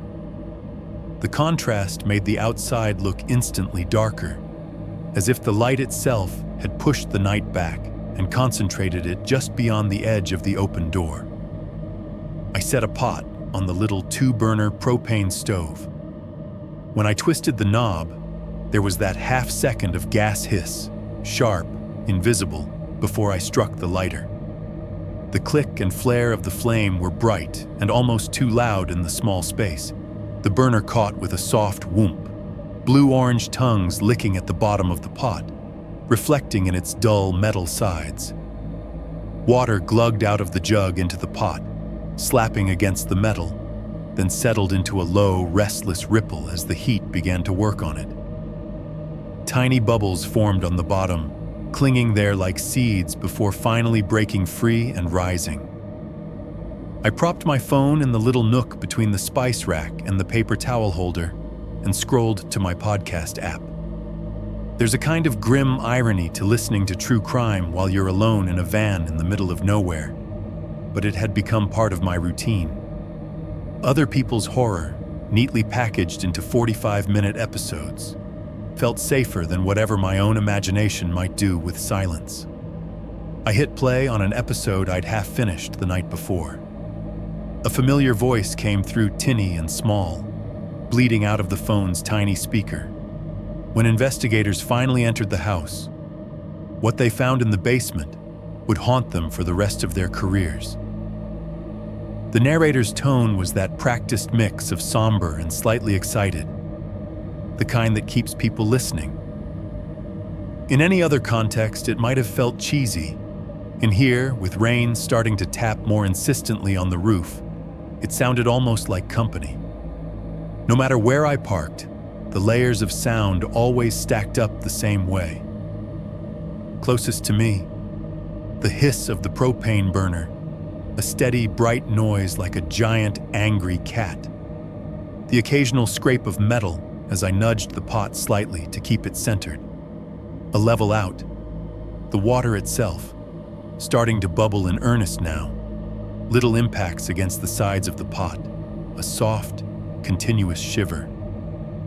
Above that, spatula on nonstick, the faint squeak as I stirred sauce in a second pan, the quiet thud of a jar setting down on the counter, the rustle of pasta sliding from the box into the boiling water. Threaded through all of it, the podcast narrator's voice, talking about timelines and evidence and places that other people wished they had never gone into alone. And beyond the thin metal walls of the van, one step further out, the rain. At first, it was a light patter, more like static than actual hits, uneven and scattered. Then, as if a switch had been flipped somewhere up in the clouds, it grew steadier. The drops thickened, smacking the roof with more weight, more insistence. The sound changed from random sprinkling to a constant drumming wash, like someone slowly pouring a bag of dry rice over my head. Every so often, a larger drop or small clump of wet needles would fall from a branch above and land with a heavier thud, a single round note that rose above the rest and then vanished back into the rhythm. I moved easily in the little space, muscle memory guiding me. Open the overhead cabinet, grab the chipped bowl, reach into the drawer for the fork that always migrated to the front.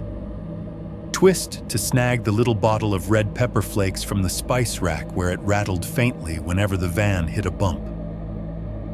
Outside the open door, the clearing darkened by degrees. The sky had been dull all day, but now that the sun was truly on its way down, the shift from gray to almost black happened faster than I liked. The pines became silhouettes, their needles and branches losing detail and merging into jagged cutouts. The ring of stones in the middle of the circle blurred at the edges, turned into nothing more than a slightly darker smudge against the ground. I caught myself glancing out between tasks, my gaze snagging on that line where the interior lights stopped and the world began. The LEDs made the van look warm, almost cozy. Light bouncing off wood grain, soft shadows on the wall where my hanging plants swayed just a little in the incoming air. But the way that same light spilled out onto the gravel made the darkness beyond it feel thicker, like it was something solid waiting just outside the spill, pressed up against it, held back by nothing more substantial than a few watts. The podcast droned on. Neighbors would later say they heard sounds in the night, but assumed it was just an argument, and did not call the police until I turned the volume up one notch, more out of habit than need. The words wrapped around me, familiar shapes in a stranger's tragedy. I took comfort in the structure of it. Setup, escalation, investigation, resolution, horrors that began and ended neatly in someone else's past. My horrors were still unfolding. I just didn't know that yet. Inside the pot, the pasta twirled and bumped against itself, white shapes moving beneath the cloudy surface. Steam rose, fogging the small window over the counter, blurring the already faint outline of the trees outside. I wiped it with the back of my wrist, smearing condensation into a streak that caught the light. Out at the edge of the circle, just beyond where my van's glow faded to nothing, the trees stood and watched like they always do, tall, quiet, patient. From where I stood at the stove, they were nothing more than dark bands between darker spaces. No movement, no glint of eyes, no silhouettes that didn't belong. Just the same ring of trunks I had seen when I first pulled in. If I had noticed anything else then, any small shift, any shape that didn't quite match the shadows, I might have shut the door sooner. Instead, I stirred my dinner, listened to the rain, and let myself believe, for one more short, ordinary evening, that the worst things I would hear that night were happening far away in someone else's story. 3.2. A glare that should not be there. After I ate, the van went through its usual small transformation, from kitchen back to bedroom. I rinsed the pot in a plastic tub in the sink, the water sloshing softly against the sides, then dumped it outside, watching the greasy swirl disappear into the dark gravel at the edge of the light. I shut the side door with a solid, sliding thump, flipped the deadbolt-style latch I'd installed for my own peace of mind, and felt the van instantly become smaller, more contained. The sound of the clearing muted when the door closed. The rain was still there, but it shifted from a surround sound pattern to something more diffuse, filtered through metal and wood. Inside, I wiped down the little stretch of counter with a damp cloth, sweeping away a few stray grains of pasta, a smear of sauce, faint dust that always seemed to appear out of nowhere. The surface squeaked under my hand, then settled back into its usual matte dullness. I turned off the overhead LEDs and clicked on the string of fairy lights that ran along the upper cabinets. Their glow was softer, more amber, throwing a thin, warm halo over the sink and bed, leaving the corners in gentle shadow. The brightness around the window seams dropped, and the dark outside pushed closer, like it had been waiting for the invitation. I changed into a pair of worn sweatpants and pulled an old blanket over my legs as I crawled into bed, propping myself up against the pillows with my back to the wall. The van was only about 6 feet wide inside, but from that angle, with the curtain closed and the side door sealed, it felt almost like a tiny studio apartment instead of a vehicle parked alone at the end of a forgotten road. I set my laptop on my thighs, its bottom edge resting just against my hip bones. The familiar chime of it waking up sounded overly bright in the small space. I clicked through to Netflix and picked up where I'd left off on some show I hardly cared about. Something with canned drama and fake-looking sets. It didn't really matter what was on. I just wanted moving pictures and voices that weren't my own. Outside, the wind had picked up a little. Every so often, the van would rock so gently it was almost imperceptible. Just a subtle shift that made the fairy lights sway the slightest bit and the spoon in the mug on the shelf clink against the ceramic. I checked the time in the corner of the screen. 8:03 p.m. Early, really, by van standards. On nights behind Walmarts or at truck stops, I often stayed up way later, half watching videos, half listening to the rise and fall of engines and late-night arguments outside. But the forest didn't offer much to do after dark. Once the light was gone, the world beyond the walls was just blank.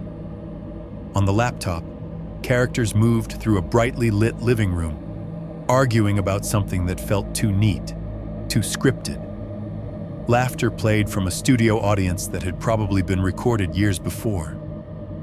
The tinny sound of it mingled with the faint rush of rain overhead, the occasional creak of the van settling onto its suspension. I pulled the blanket higher, tucking it around my waist, and sunk down a little deeper into the pillows. My eyes began to relax, tracking the flicker of the screen, my brain starting to float in that weird halfway space between awareness and the first onset of sleep. That was when the light hit.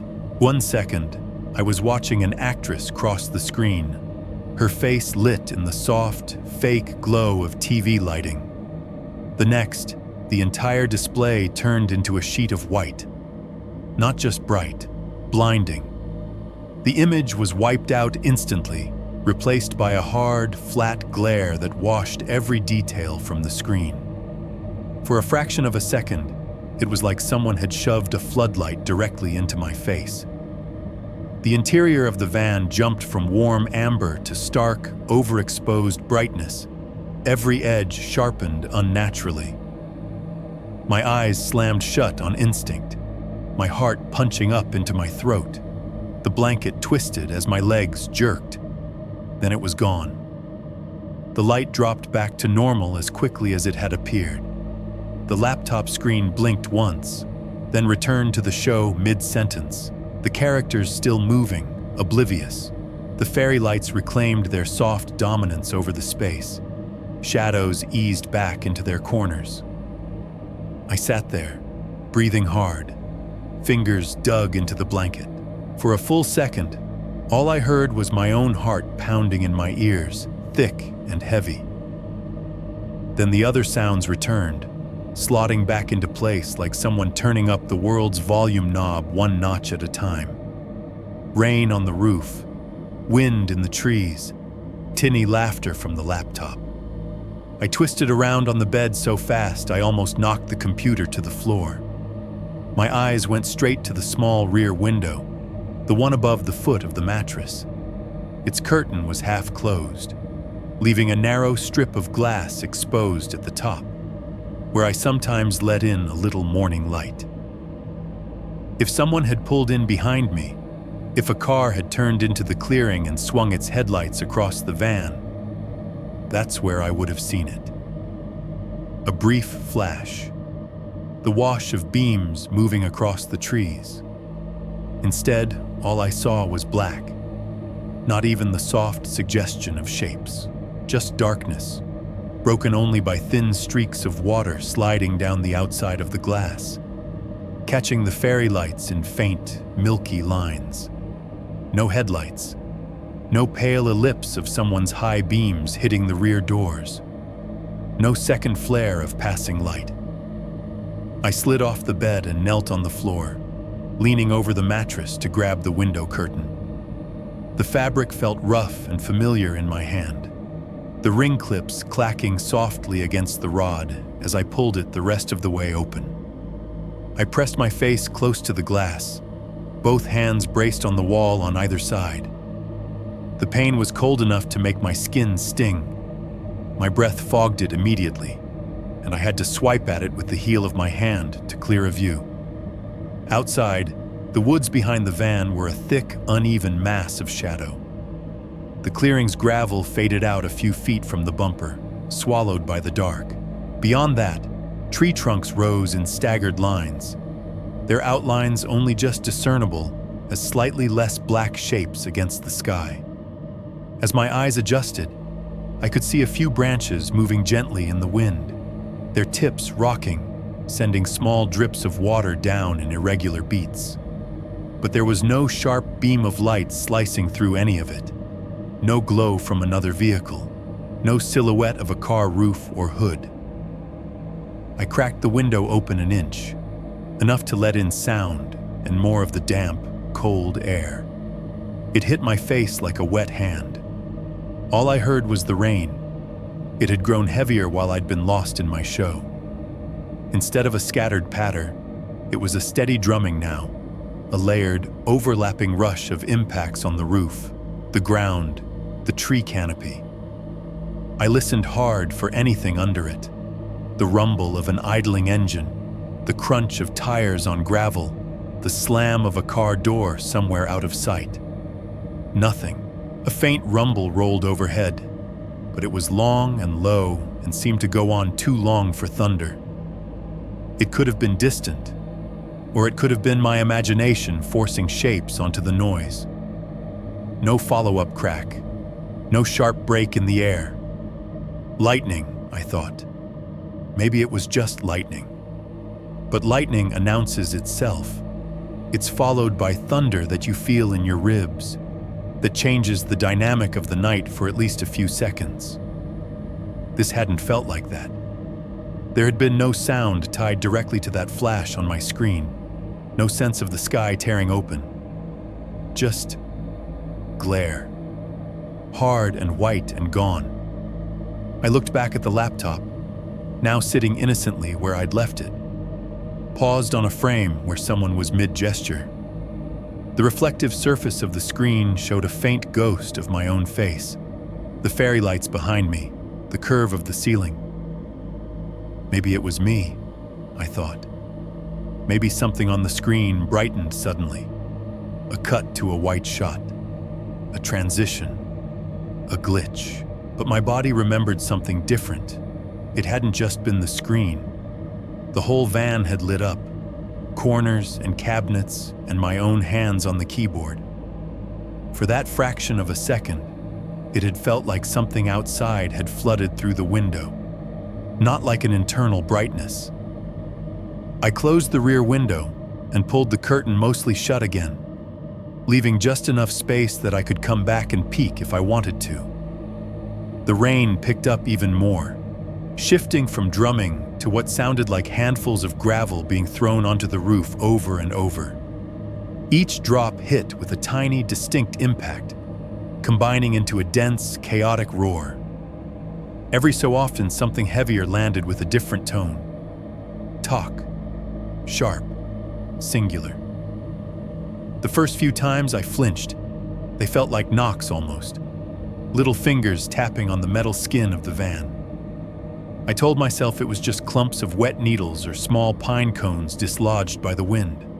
Those fell on vans too. Nature knocking, nothing more. But some of those talks sounded lower.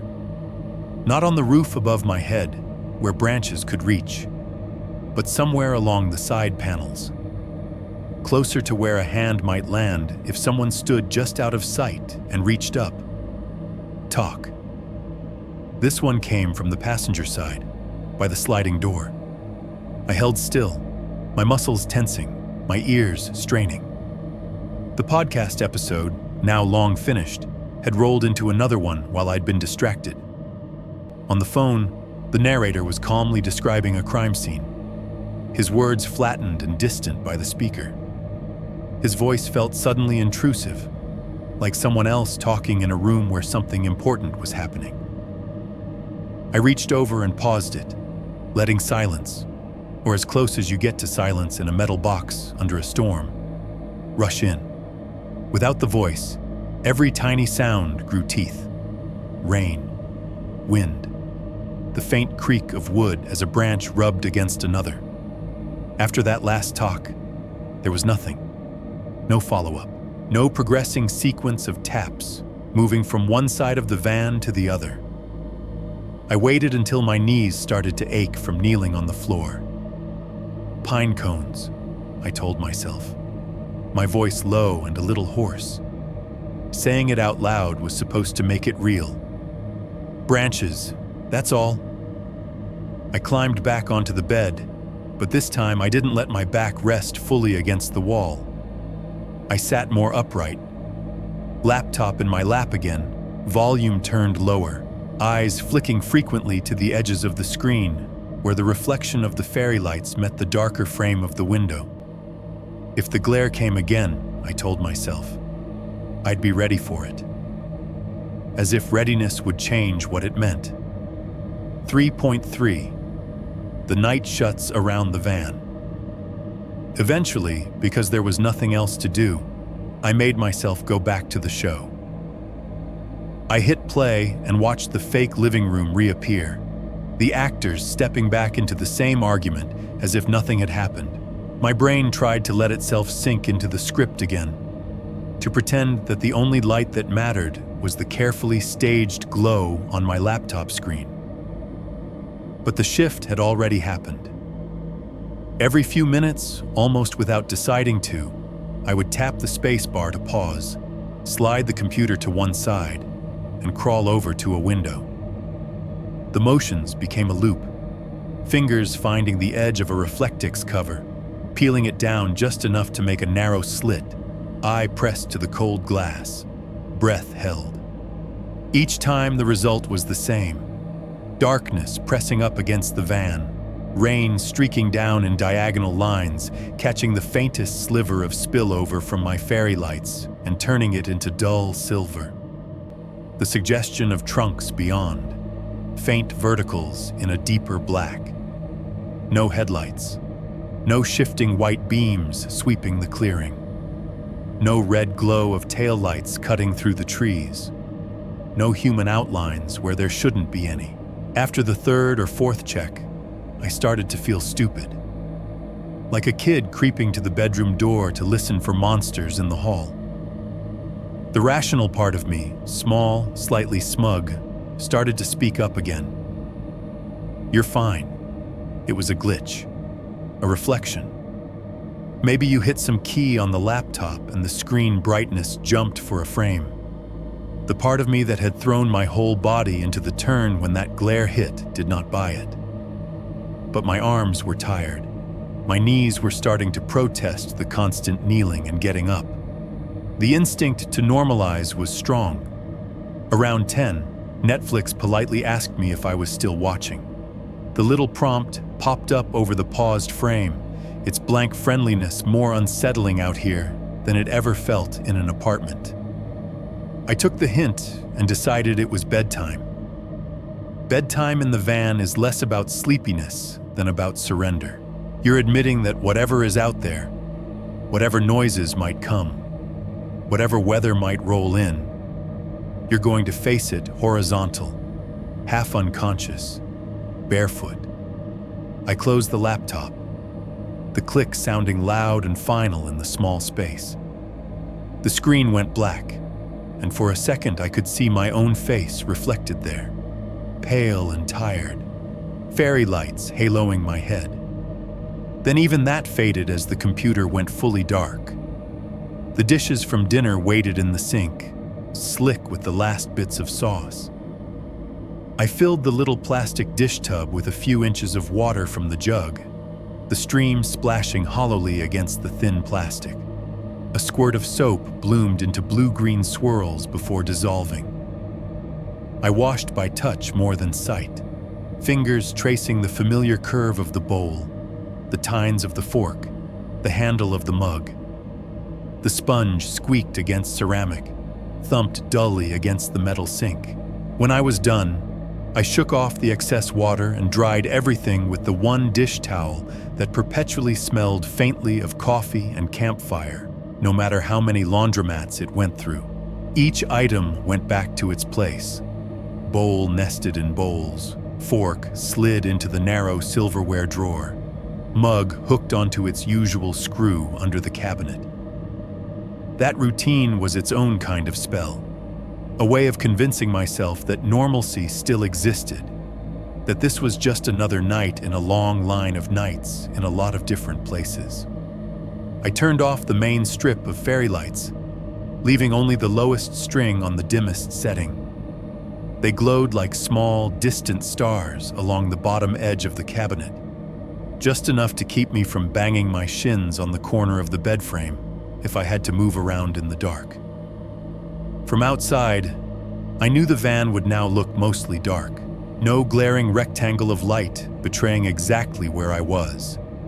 Just a faint hint around the edges if anyone was close enough and looking hard. I designed it that way on purpose. People were less likely to bother a vehicle that looked empty. Inside, the effect was different. The dim light sank down close to the floor, leaving the upper part of the van and the ceiling in shadow. It made the space feel lower, more compressed, like the air itself had weight. I did my lock checks again, even though I had already done them earlier. It's not about logic by that point.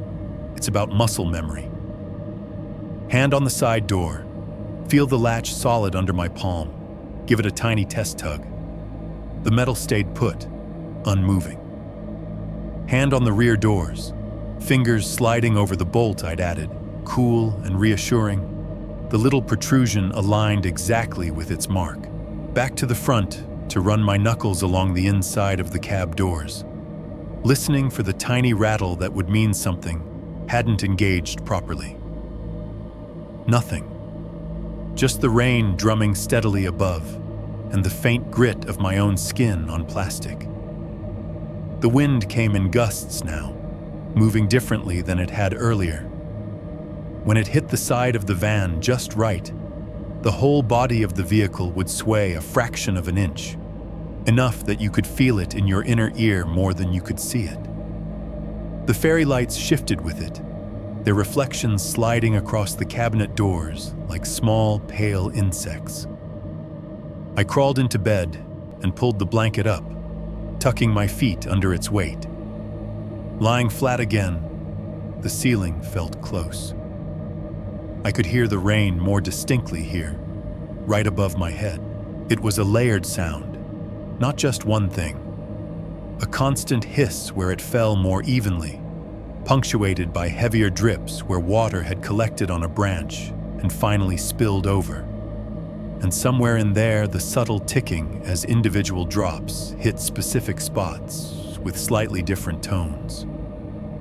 Between the gusts, there were small pockets when the wind fell away and the rain slackened for a heartbeat. Those moments were when the forest felt most like a sealed box.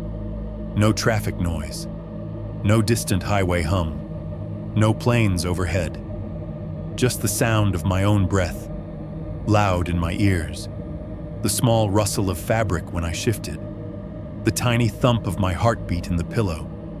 In a city, silence is rare and never total. There is always something.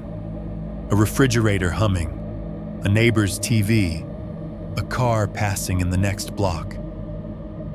The noise wraps around you like a blanket you don't have to think about. Out here, the silence between sounds came in hard slabs. When it fell, it was complete enough that any noise I made felt absurdly amplified. Like the forest could hear the scrape of my toe against the sheet and was turning its head toward it.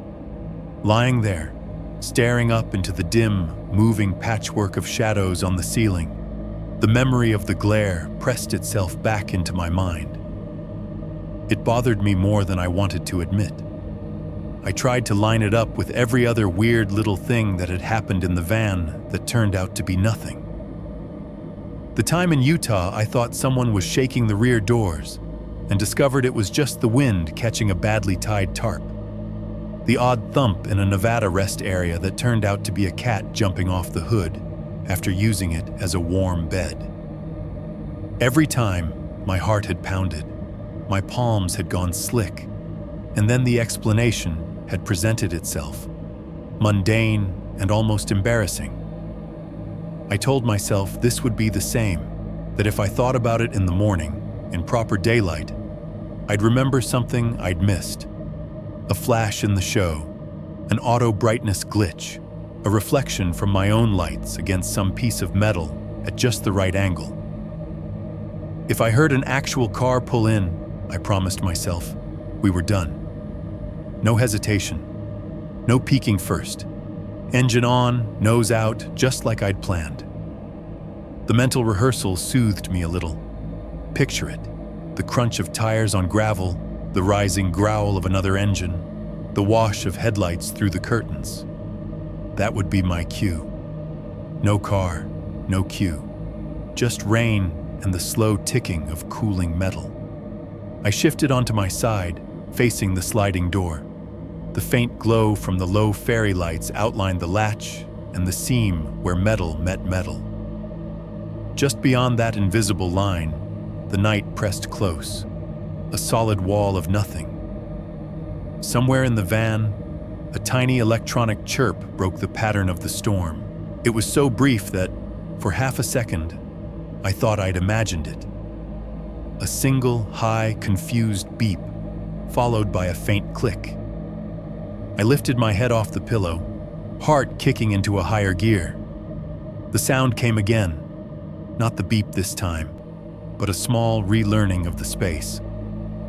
A memory slotted into place. The CO2 detector I'd mounted low on the wall near the floor by the kitchen. It was one of those cheap white plastic units with a green LED that stayed steady when everything was fine, red when it wasn't, and an alarm you only ever heard during tests. Except I hadn't been testing it. I hadn't touched it. I hadn't even thought about it in weeks. In the dim light, I could just make out its shape on the wall, a little lozenge of plastic, its indicator light a dull, unwavering green. No red, no flashing, no screaming alarm. Nothing to suggest anything was wrong at all, but I knew what I'd heard. One single lonely chirp, the kind it made sometimes when the battery was dying or when you pressed its test button halfway without meaning to. The kind that said, "I'm here. I noticed something, but I'm not sure what." Only I hadn't been anywhere near it when the glare came. I lay back down slowly, watching that tiny green LED until my eyes started to sting. The light that had washed through my van earlier had no obvious source. No car, no lightning, no convenient explanation.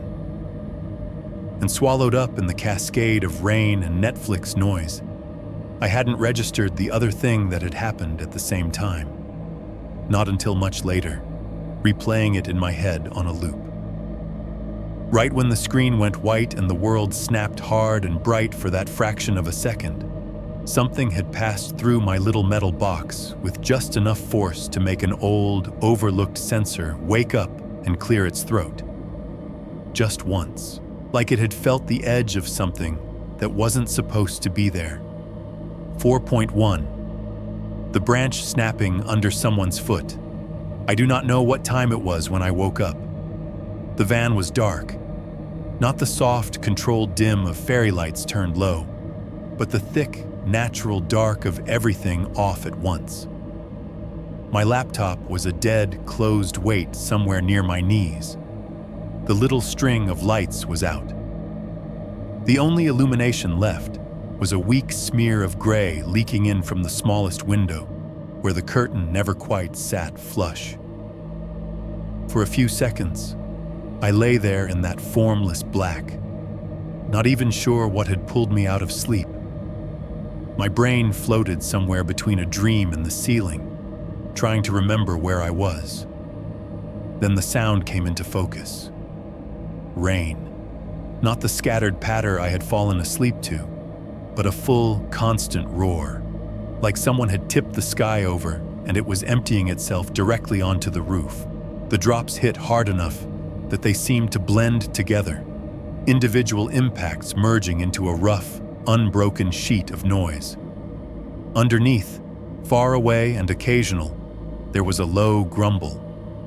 Thunder, maybe. It rolled in long, lazy curves, never quite cracking, just stretching itself across the clouds and then fading. For a moment, I let myself think that was it, that the storm alone had woken me. My heart was beating faster than it should have been for that, but sometimes your body overreacts. Sometimes it brings the echoes of a dream with it. I lay there, eyes open but seeing nothing, counting my own breaths against the drum of the rain. 1, 2, 3. The sound that broke through did not belong to the weather. It was sharp and crisp, not at all like water or wind. A single clean crack of dry wood giving way under sudden weight. Not the slow, creaking bend of a branch in the wind. Not the diffuse, random snapping of twigs dropping under accumulated rain. This was the sound a dry stick makes when someone steps on it and does not bother to test if it will break first. It came from my right, near the side door. Close enough that the tiny tremor of it traveled through the van's frame and into the mattress. A barely there vibration that my bones registered, even if my ears had missed it. I did not move. Everything inside me did, but my muscles locked. The rain continued to pound the roof, unaffected. The storm did not care that one tiny, discrete sound had inserted itself into its monologue. I waited for the follow-up. Footsteps, another crack, the soft squelch of a shoe in wet dirt, a voice cursing under its breath. Nothing came. The silence after that single snap was more deafening than the rain. I lay there, staring into the dark in the direction I knew the side door was, my eyes straining for any hint of shape they couldn't possibly see. Pine cone, I told myself, though my mouth didn't move. Branch falling. Except pine cones don't usually land that close to the van with that much force, and branches that fall on their own tend to bounce, to skitter, to produce a series of smaller noises, not one solitary, decisive crack, and then absolute stillness. My heart kicked up another notch, the beat now a solid physical thud I could feel in the pillow under my ear. Very slowly, I slid my right hand under my pillow. The fabric rasped against my skin, an impossibly loud sound in the quiet between thunder rumbles. My fingers closed around the smooth, familiar shape of the folding knife's handle. The metal was cool, the edges of it biting a little into my palm as I gripped it. I did not flip the blade out, not yet. The thought of that little metallic snick felt like it would be loud enough to broadcast my exact position to anything standing outside.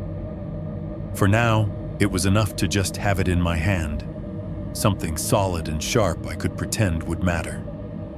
I thought about turning on a light, just the lowest strand of fairy lights even.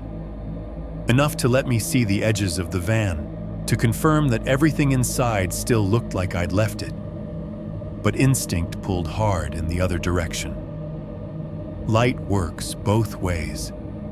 It would give me back the interior, but it would turn me into a shape on a stage, boxed in and clearly outlined for anyone watching from the dark. Whoever breaks a branch that close to someone's home in the middle of the night probably isn't worried about stumbling around blind. I stayed in the dark. My eyes started to adjust, not by actually revealing anything, but by carving out vague depths in the black. I could tell where the ceiling was because it was somehow a fraction less dark than the cabinets. The pale square of the window above the sink was a smudge, slightly lighter than the wall around it. The side door, in my mind, was a tall, rectangular void off to my right. I could picture the handle, the latch, the seam where metal met metal. I could also picture, too easily, someone standing inches away on the other side, breath steaming in the cold, listening just as hard as I was. The rain on the roof filled my ears, but beneath it now was the smaller, meaner chorus of my own body. My breathing sounded ridiculously loud, each inhale a long drag that seemed to scrape down my throat, each exhale a gust that I was sure had to be visible somehow, even through steel and insulation. The blanket over me rustled when I shifted my weight the tiniest bit, the fibers catching against each other and sending a dry hiss into the confined space. The more I tried to be quiet, the more every unintentional sound expanded. There was no background city noise to hide in, no far-off traffic to fold myself into. Just the storm and me and the memory of that single snapped branch. A larger raindrop hit the side of the van, low, with a sharp tack that sounded far too much like a fingernail tapping on metal. I flinched, fingers tightening around the knife, breath catching halfway through. Another tack came a few seconds later, this one higher up, near where the wall met the roof. If you had played the sounds back to me in a well-lit room during the day and told me they were just water, I probably would have believed you. Out here now, folded into the dark with my nerves stretched thin, they felt intentional. I forced myself to count. 1, 2, 3, nothing but the storm. 4, 5, 6. A distant rumble rolled somewhere beyond the trees, taking its time. 7, 8, 9. No more cracks, no more low impacts. I pushed myself up slowly, careful not to let the mattress squeak under my knees. My free hand went out in front of me, palm flat, feeling for the wall. When my fingers met the cold surface, it was a relief. something solid and familiar in a world that had just shrunk down to threat and noise. Crouched there on the bed, back hunched, knife in one hand, the other splayed against the van's skin, I realized how small the space really was. From floor to ceiling, it was barely tall enough for me to kneel without bumping my head. From wall to wall, just wide enough for the bed and a narrow aisle. In daylight, that had felt efficient, cozy. Now it felt like being inside a box someone could pick up and shake. I angled my head toward the side door and listened again. The rain had its own rhythm now, building and easing in waves. In the heavier swells, the sound blurred enough that anything under it would have to be significant to stand out. A hand slapping against the panel, a body leaning hard into the metal, the scrape of a boot along the step. In the lighter moments, though, those rare seconds when the downpour eased just a little, the forest felt like it was holding its breath with me. In one of those spaces, I heard it, a barely there scuff right under the door. Not definite, not loud. It could have been a clump of wet soil giving way, a rock shifting under the force of so much water. It could also have been the sole of a boot adjusting its balance. My throat went dry. Every horror story I had ever listened to in nights like this, about strangers tapping on windows, about fake cops and phantom knocks, rushed through my head in a tangled mess. This was the moment, I told myself, where those narrators always said they wished they had trusted their gut sooner. And yet, all I could do was stay absolutely still, curved over myself like I was trying to shrink my bones. Another heavy drop hit the van's side with a sharp tack. This time I managed not to flinch, but the muscles in my shoulders still twitched, a tiny, involuntary jerk. I closed my eyes, even though it didn't make a difference, and focused on the feel of the knife in my palm. The weight of it, the way the handle fit into the curve of my fingers, the small, almost laughable comfort of having something to hold that wasn't made of glass or cardboard. If there was someone outside, they had heard every little thing I'd done. The blanket, my breathing, the micro adjustments of my weight. They knew I was awake. If there wasn't, then I was curled around a knife in the dark, in the middle of a storm, flinching at pine cones. I told myself I would wait for one more sound, something decisive, a knock, a voice, a misstep no weather could fake. And sitting there, counting my own heartbeats, the rain pounding its endless fists on the roof, I realized that the worst part wasn't that I might hear it. It was that whoever had snapped that branch so close to my door had already proven they knew how to move without making another one. 4.2. Knuckles on thin metal. I do not know how long I stayed there, crouched on the mattress with my hand on the wall and my fingers wrapped around the knife. Time, in that kind of fear, stops moving in straight lines. It just circles the same few seconds over and over. The rain pounded, the wind pushed, the van creaked and flexed in tiny protesting noises. Nothing else. It was almost enough to make me believe I had imagined the branch. Almost. Then the knocking started. 3 raps. Not loud, not frantic. Just 3 quick, precise taps on the side door, a few inches from where my palm rested on the inside. Knock, knock, knock. I felt them before I fully heard them. The vibrations came through the metal skin, through the thin insulation and plywood paneling, into the structure of the bed, and finally into my spine where it curved toward the wall. Each impact was a small, dull shock that went up my arm and down my back, the way you feel a bass note in your chest more than in your ears. My lungs seized. I didn't breathe for a full count of 3. In cheap horror movies, Knocking is always exaggerated. Heavy fists, rattling hinges, doors bowing in their frames. Real life, I have learned, is much quieter. Someone who wants you to open a door will knock just loud enough to be heard, not enough to wake the dead. These knuckles knew exactly how hard to hit. My first instinct was to jerk backward, away from the point of contact. I nearly did. But some animal part of me overruled it, freezing every muscle in place. I did not move. I did not answer. Rule number 3 was suddenly no longer an abstract guideline I recited to myself on long drives. It was the only thing standing between me and doing the stupid, polite thing, saying hello, like this was an apartment hallway instead of the middle of a forest at the end of a dead logging road. Never open the door for anyone after midnight. Never. The silence after those 3 taps felt thick, loaded. My pulse pounded in my ears so loudly that for a second I wondered if I'd even hear it if they knocked again. They did. Knock, knock, knock. Same spot, same strength, same careful spacing, like a metronome. I could imagine the hand on the other side now, knuckles rapping in an exact rhythm. The fingers curled just enough, the wrist loose, not angry, not impatient, practiced.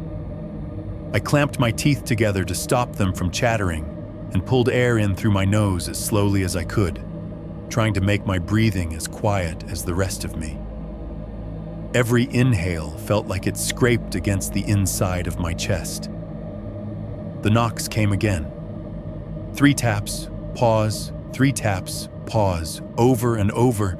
They never got louder, they never faded. They didn't speed up or slow down. Whoever was out there seemed to have an endless supply of patience and exactly one setting. If they had started pounding, if they had slammed their fist into the door and shouted and rattled the handle, I think I would have reacted differently. Fear likes things it can categorize. Drunk, angry, desperate. You know what those look like. This was worse. The persistence of it, the restraint, the message beneath it. I know you're in there. I'm not going anywhere. The rain didn't let up. It just played counterpoint, louder, softer, louder again, around that steady, almost gentle knock, knock, knock. I lost count of how many times they did it. 3 knocks, a pause long enough for my mind to start writing explanations, storm debris, a branch, thermal expansion, and then 3 more knocks that erased them all. At some point, my hand on the wall went numb. My legs started to tremble, not from cold, but from holding the same tense position too long. The voice, when it finally came, felt like a jump cut in a film, so abrupt it made me flinch harder than the knocks had. Sheriff's Department, open up. The words came from just outside the side door, low and male, pitched a little higher than normal to rise above the drumming of the rain. They weren't shouted. There was no bark of command, no theatrical authority. It sounded almost conversational, like a man raising his voice in a loud bar so his friend could hear the punchline. It hit me harder than if he'd screamed. For a second, the van, the storm, everything fell away. I was back in that Bakersfield lot, hearing a board security through thin metal. I was back on that forum, reading about a voice on the other side of an RV door at 3 a.m. saying, "Open up, Sheriff's Office." My stomach dropped so fast it felt like the whole van had fallen with it. Every horror story I had ever rolled my eyes at for being exaggerated lined up in front of that sentence and bowed. I did not answer. My tongue felt too thick in my mouth anyway. If I tried to speak, I wasn't sure what would come out. A croak, a scream, a laugh.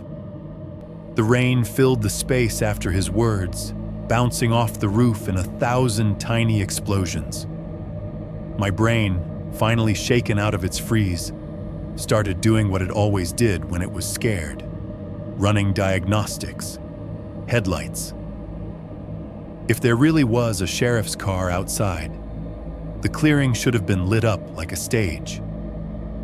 Even through my curtains, some of that would get through. The telltale glow around the edges, the slice of brightness across the ceiling. There was none. The weak gray smear from the back window hadn't changed. No harsh white, no red-blue flicker. Just the same mushy, indirect darkness. Radios, real cops, in real patrol cars, carry radios that never fully shut up. There is always something. Static, a dispatcher's voice, a stray burst of numbers and codes. Even on calls, you hear the occasional beep or squawk in the background. The clipped reply of an officer keying their mic. Outside my van, the only constant was the storm.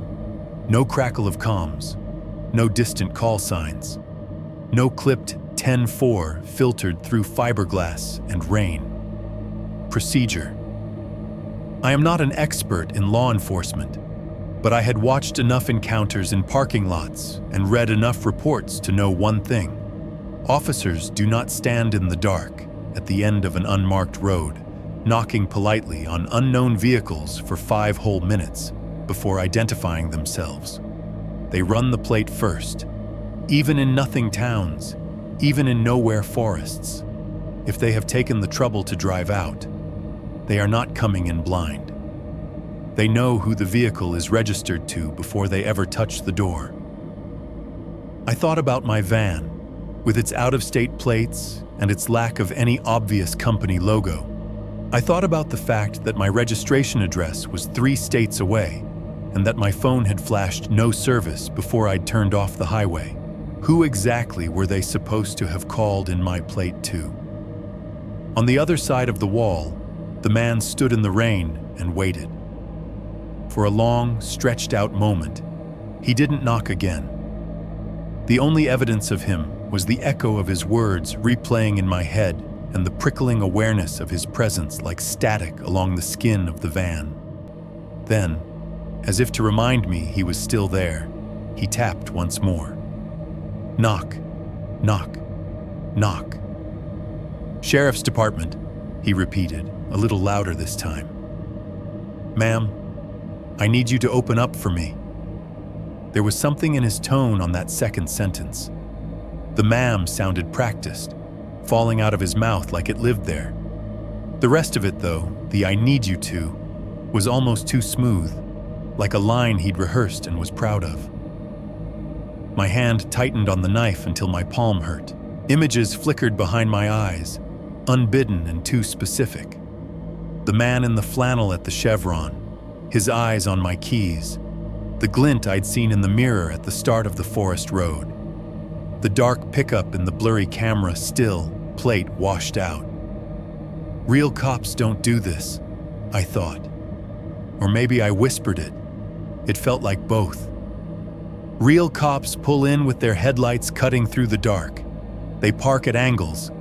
They flood your world with light and noise and the sense that the state has arrived.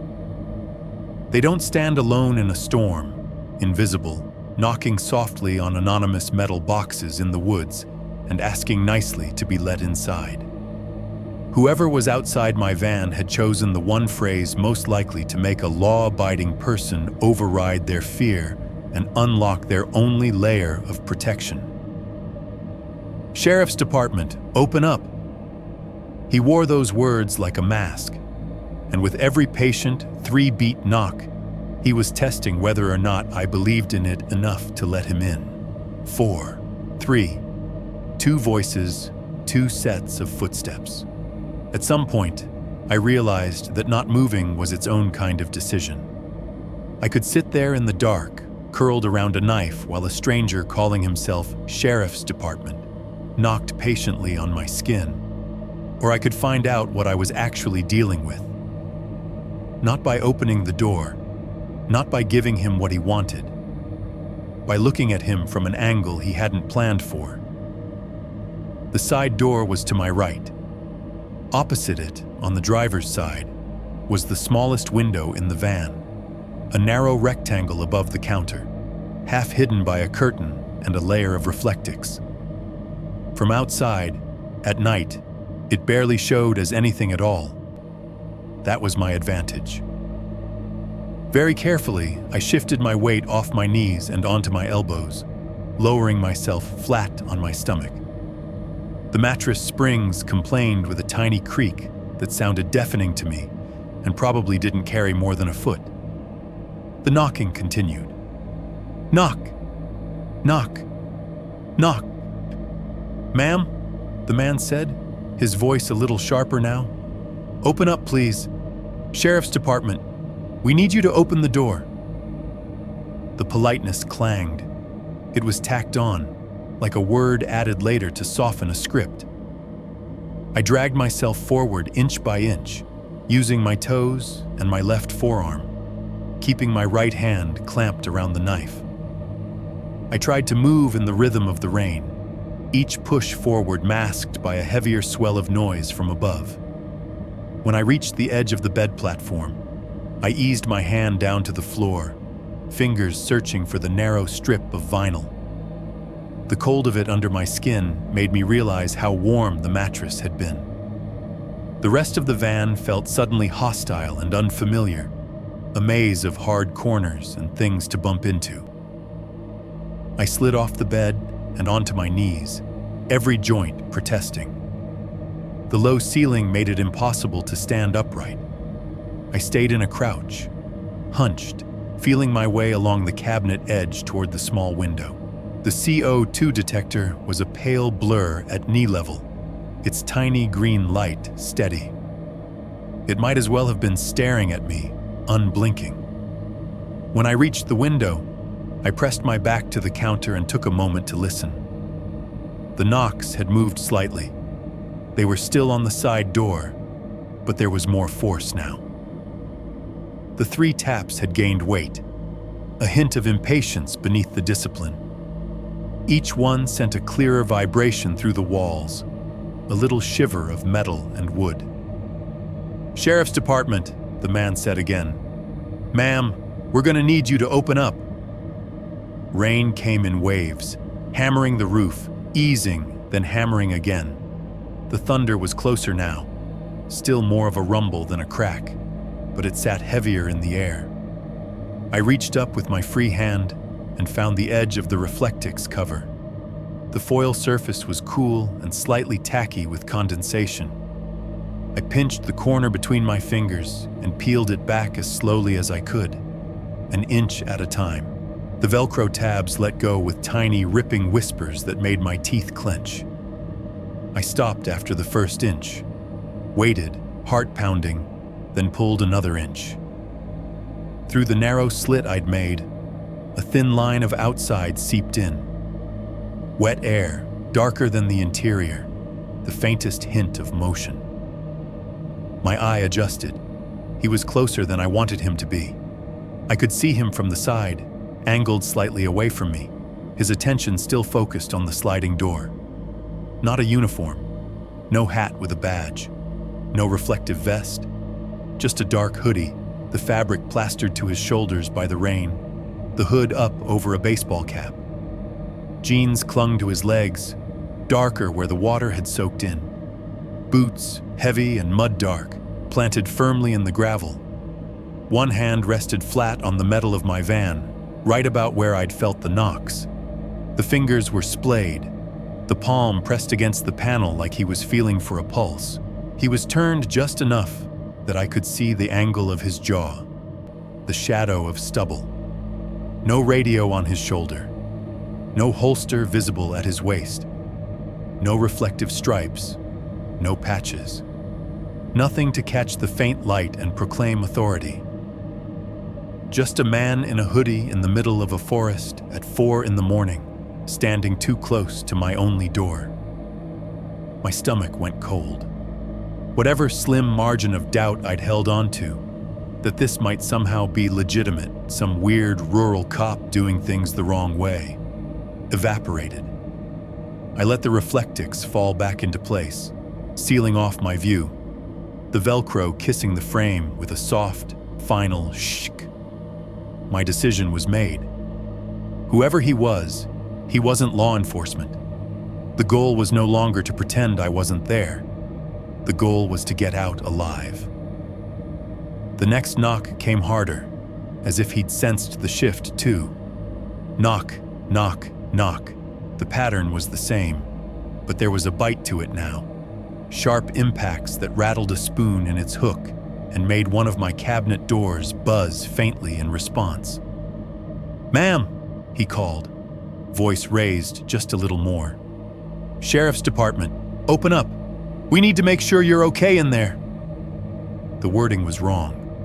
Real officers don't ask permission to check on you once they've decided you're a concern.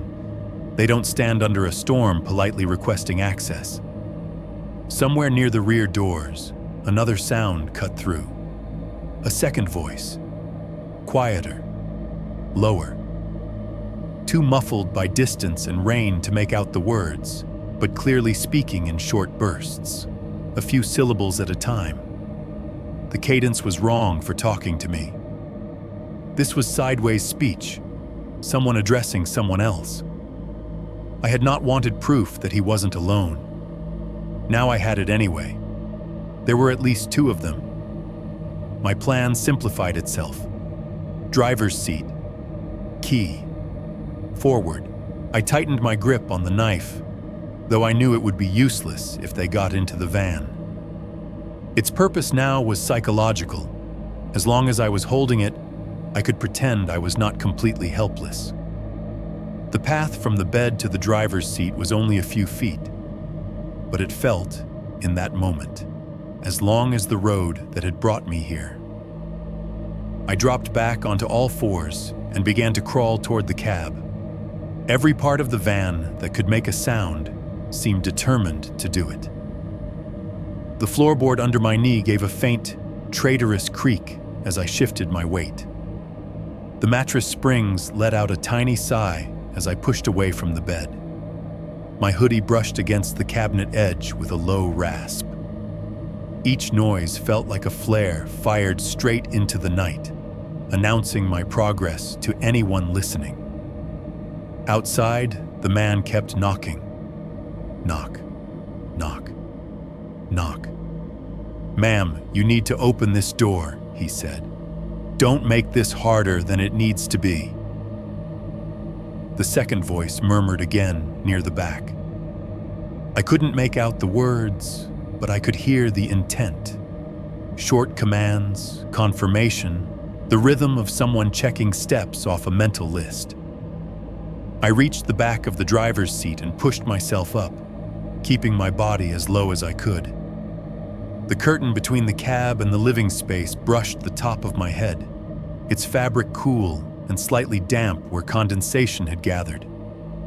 With one hand, I eased the curtain aside just enough to slip through. The darkness in the cab felt different, less soft somehow.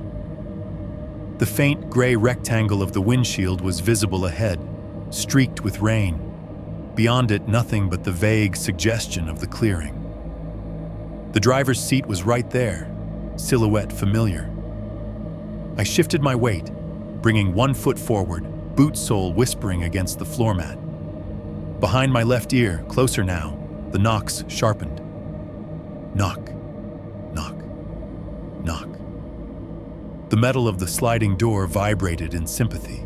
My fingertips found the top of the driver's seat.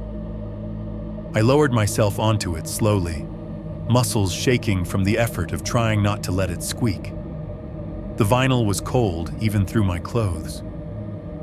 As my full weight settled, the van shifted almost imperceptibly on its suspension. I felt it more than heard it. A tiny side-to-side sway. Outside, the knocking stopped. For half a second, the absence of it was worse than the sound. Then the passenger side door handle jerked. Hard. The whole van shuddered as someone on the right yanked at it, once, twice, testing the lock, then slamming their palm against the panel in frustration. The handle rattled in its housing, plastic clicking against metal. At the same time, a heavy thud hit the sliding door near my shoulder. like a shoulder or a hip slamming into it. The impact sent a hollow boom through the interior, the cabinets buzzing, the spoon smacking against its hook. My body reacted before my mind did. I dropped lower into the seat, shoulder hunching, knife hand tightening around nothing useful. For a split second, I was sure the next sound I heard would be metal tearing, a lock giving, the sudden obscene flood of wet night air as the door was forced open. Instead, there was another voice, closer this time, snapping something short and angry over the rain. The second man again. The thuds stopped. The handle rattling ceased. They weren't improvising. They were coordinating. My hand fumbled for the ignition. The key was exactly where I had left it, cool and familiar under my fingers. I slid it into the slot and paused for one fraction of a breath. My whole future balanced on that click. If the battery was dead, if the starter failed, if anything mechanical decided to betray me in that moment, that would be the shape of my story's end. I turned the key. For a heartbeat, there was nothing but the sound of the rain and my own pulse. Then the engine caught with a deep, throaty roar that filled the cab, drowning out everything else. The van shuddered to life around me, lights on the dash flaring green and orange, the faint vibration under my feet, a rush of pure physical relief. I slammed my foot on the brake out of habit, hand already reaching for the gear shift. The headlights flicked on, blasting the clearing in two cones of pale light, cutting through the rain in fat silver lines. I glanced left, toward the driver's side window, more out of instinct than choice. His face was right there, inches from the glass. For a second, a flash of distant lightning lit the clearing, not bright enough to show color, but enough to carve everything into sharp contrast. The drops on the window turned into bright, sliding beads, tracing over the outline of his features. He wasn't scowling, he wasn't snarling or shouting. He was just watching me, pale skin slick with rain, dark hair plastered to his forehead under the brim of a cap.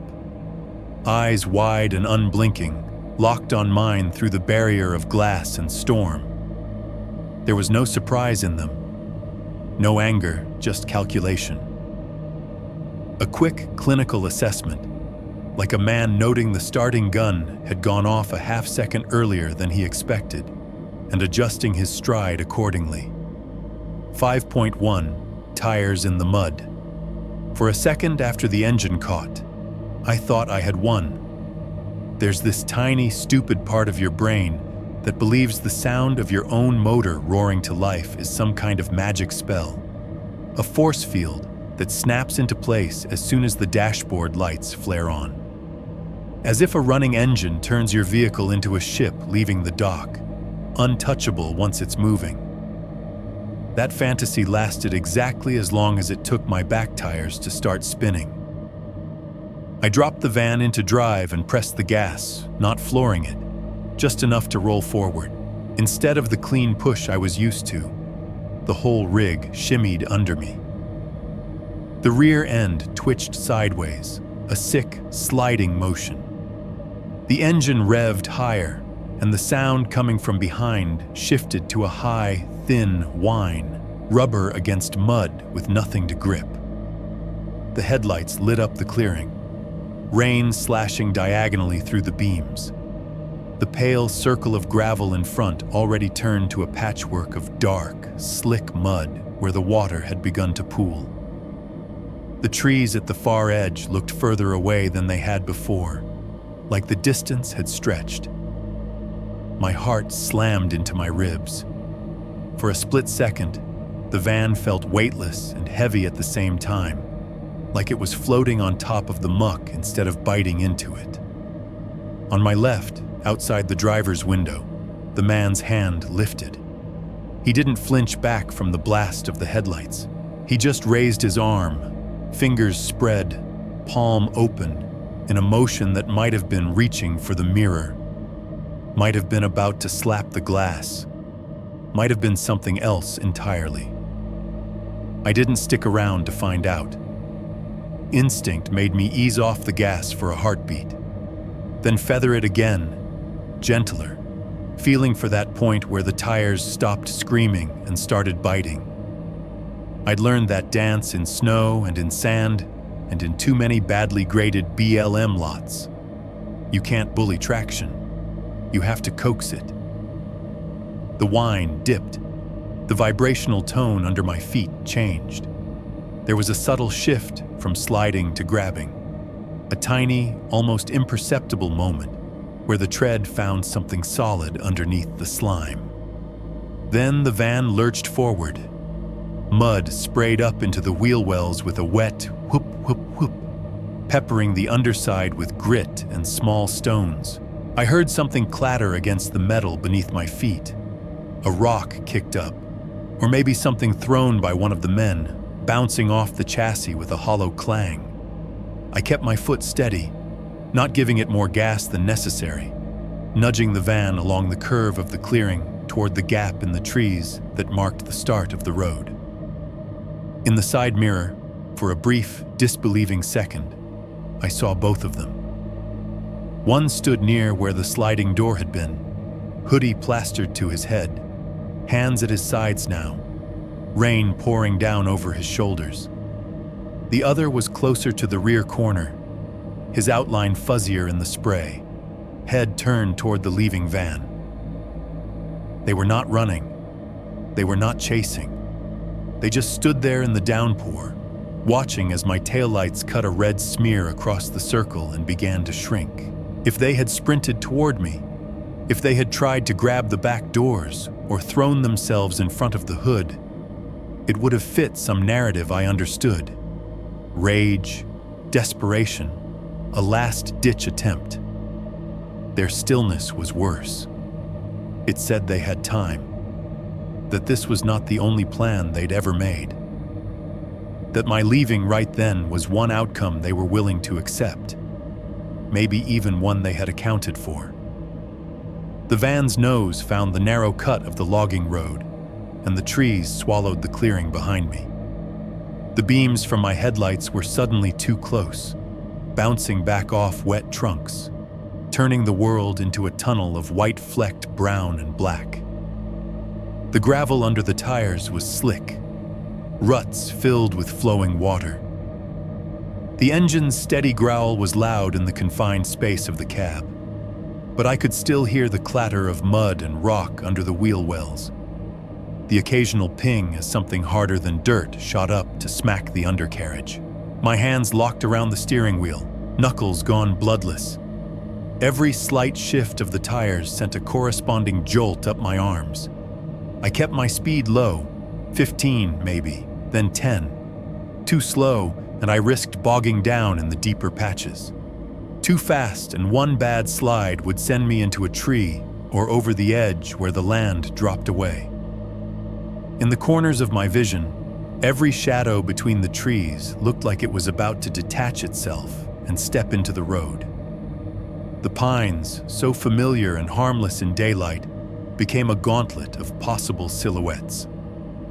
I caught myself holding my breath every time the road curved, half expecting to find a figure planted dead center when the headlights swung around, arms out, forcing me to choose between stopping and hitting them. No one appeared.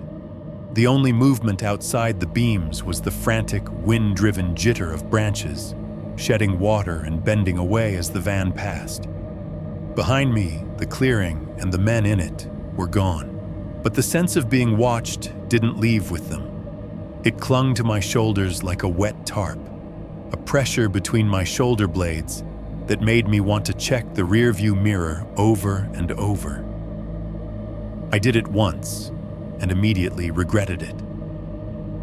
The rear window was nearly useless, streaked with rain, half blocked by curtains and the outlines of my own build.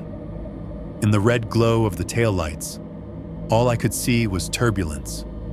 Rain, mud, the vague suggestion of the road dissolving back into the dark.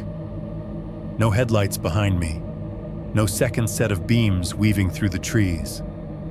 Logically, that was good. They hadn't jumped into a truck and come after me immediately, but something in me had been braced for a chase, for a clear enemy to outrun. The absence of one left a weird vacuum. What I had instead was a damp, rattling metal box, a narrow strip of slick forest road, and the knowledge that at least 2 men had been close enough to touch my home while I slept. Men who had known the exact phrase to use, the exact knock pattern that might make me override my own rules. As the road straightened and began to descend, the rain shifted from heavy to heavier. The wipers beat back and forth at full speed, barely keeping up. Water streamed across the glass in sheets, caught in the headlights, and turned into rushing silver. Somewhere far ahead, there was a faint glow. It took me several long, sliding seconds to realize it wasn't lightning or a trick of my own lights. It was the first hint of the town. A diffuse orange smear where the sky over the highway reflected the glow of streetlights and gas station signs. I fixed my eyes on that smear like it was land after a shipwreck. Mud and rock clattered underneath. The van bounced and shivered. The steering wheel twitched against my grip. Every bump felt like it might be a body. Every darker patch of road looked like a figure lying in wait. But the thin bars of my cell service icon flickered back to life. 1, then 2. And with them came the sense, however illusory, that I was moving back into territory with rules. Cameras, phones that worked, people who might actually pick up if I screamed. By the time my tires rolled back onto the ragged edge of asphalt, my shoulders were one solid knot from being drawn up around my ears. I didn't let myself relax. I just followed the road out of the trees, back past the leaning houses and the locked thrift store, back to the intersection with its blinking yellow light. The chevron canopy glowed ahead, an island of harsh white and fake blue in the wet night. I pulled under it, right up to the pump where I'd been earlier, but I didn't stop there. Instead, I crept forward and parked directly under the brightest bank of lights, in full view of the front windows and the security camera I could see bolted to the corner of the building. The reflection of my van swam across the glass, warped by droplets and the angle but unmistakable. For the first time that night, I wanted to be as visible as possible. Let them see me now, I thought. Let every lens I can find burn this moment in. The engine idled loud and steady.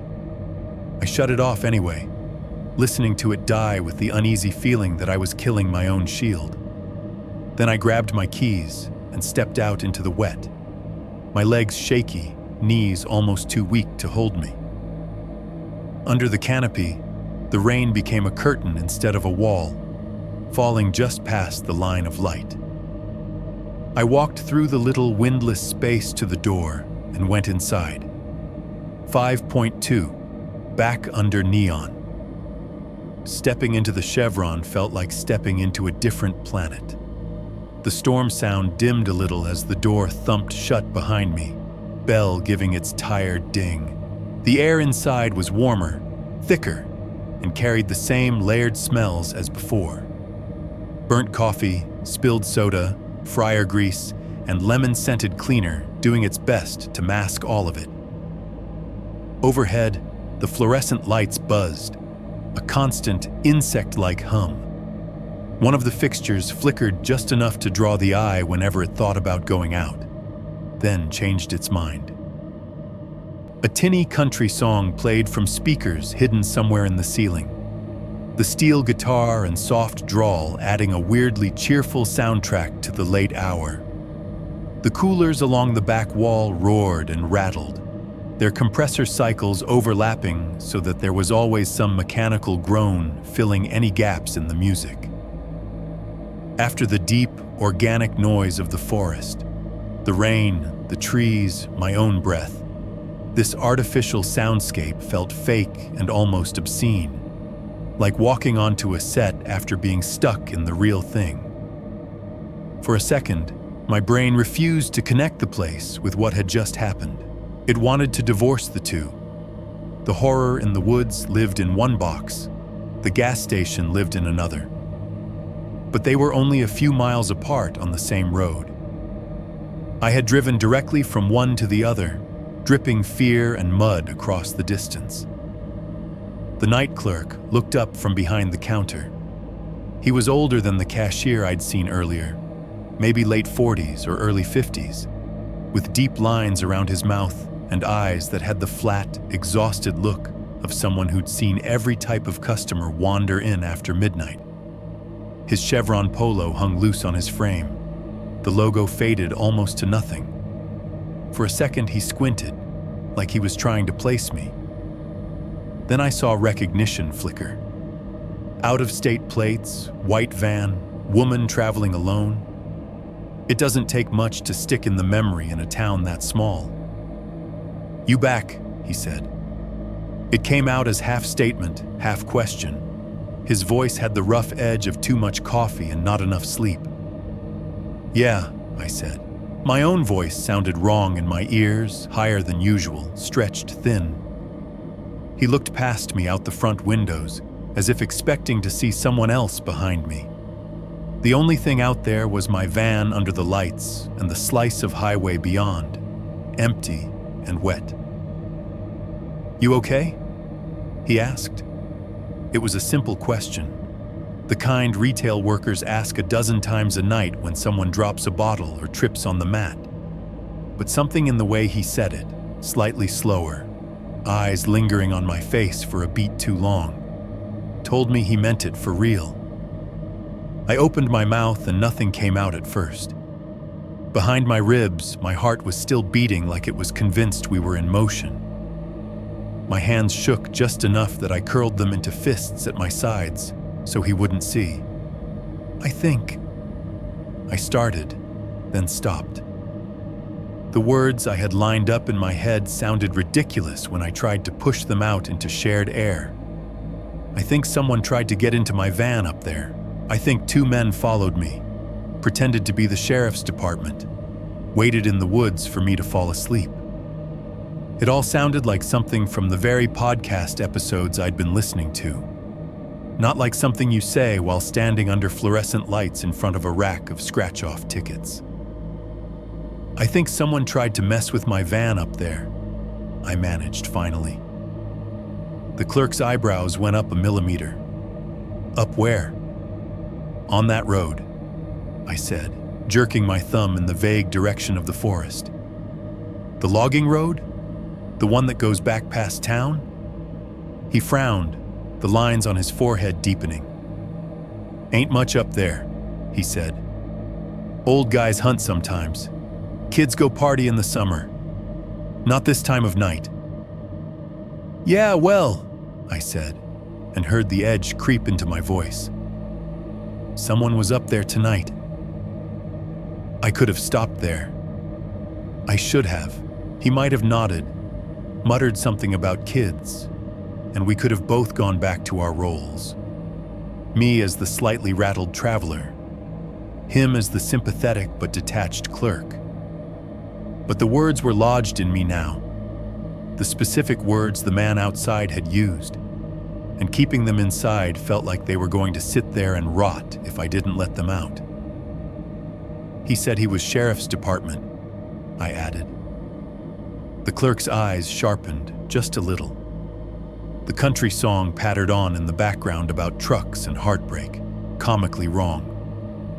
"He what?" "He said," I repeated, hearing how thin and shaky my own voice sounded. "Sheriff's department, open up," like that, over and over. He knocked on my van.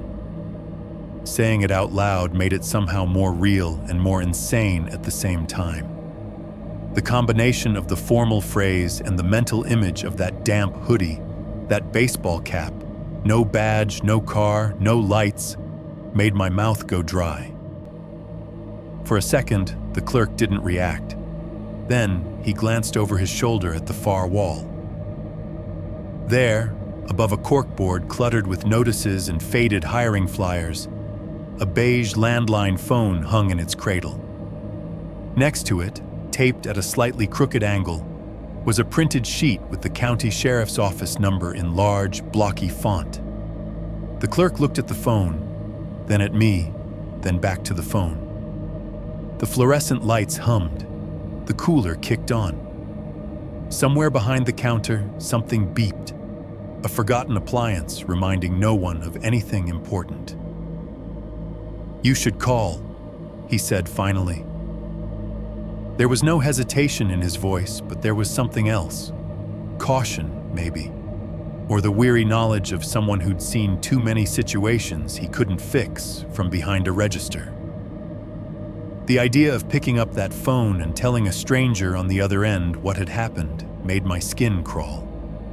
Not because I didn't think it mattered, but because I was suddenly acutely aware of how it would sound.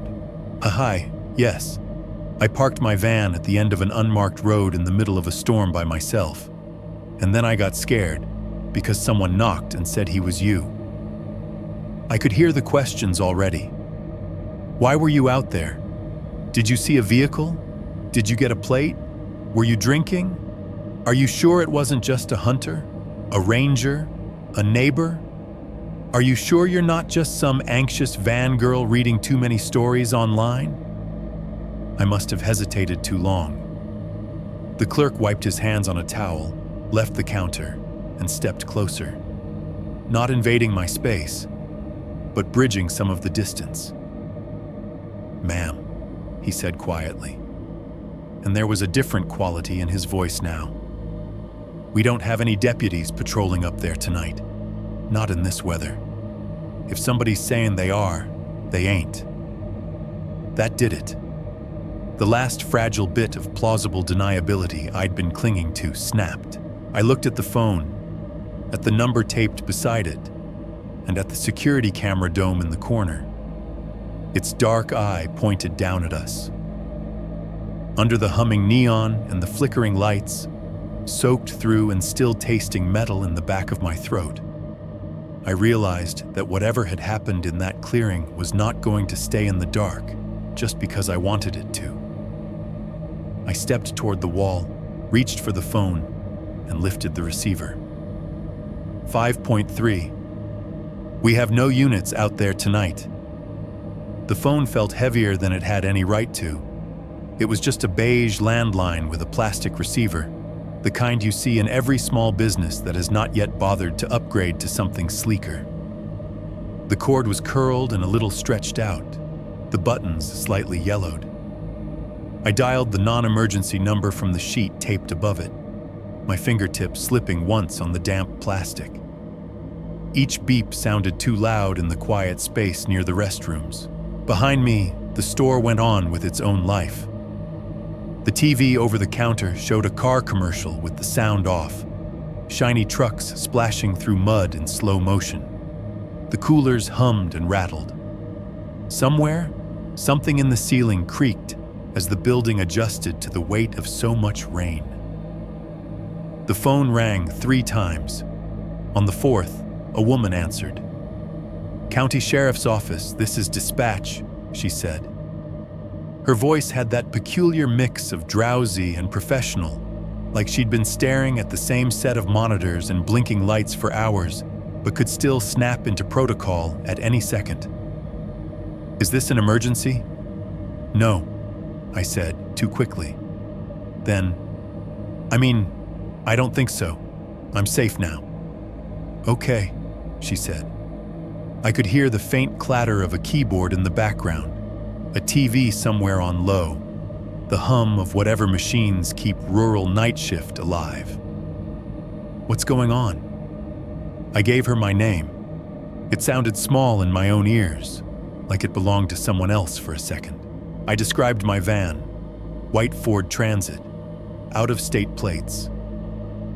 I told her I was calling from the Chevron on the edge of town. She asked me to slow down and to back up, so I did.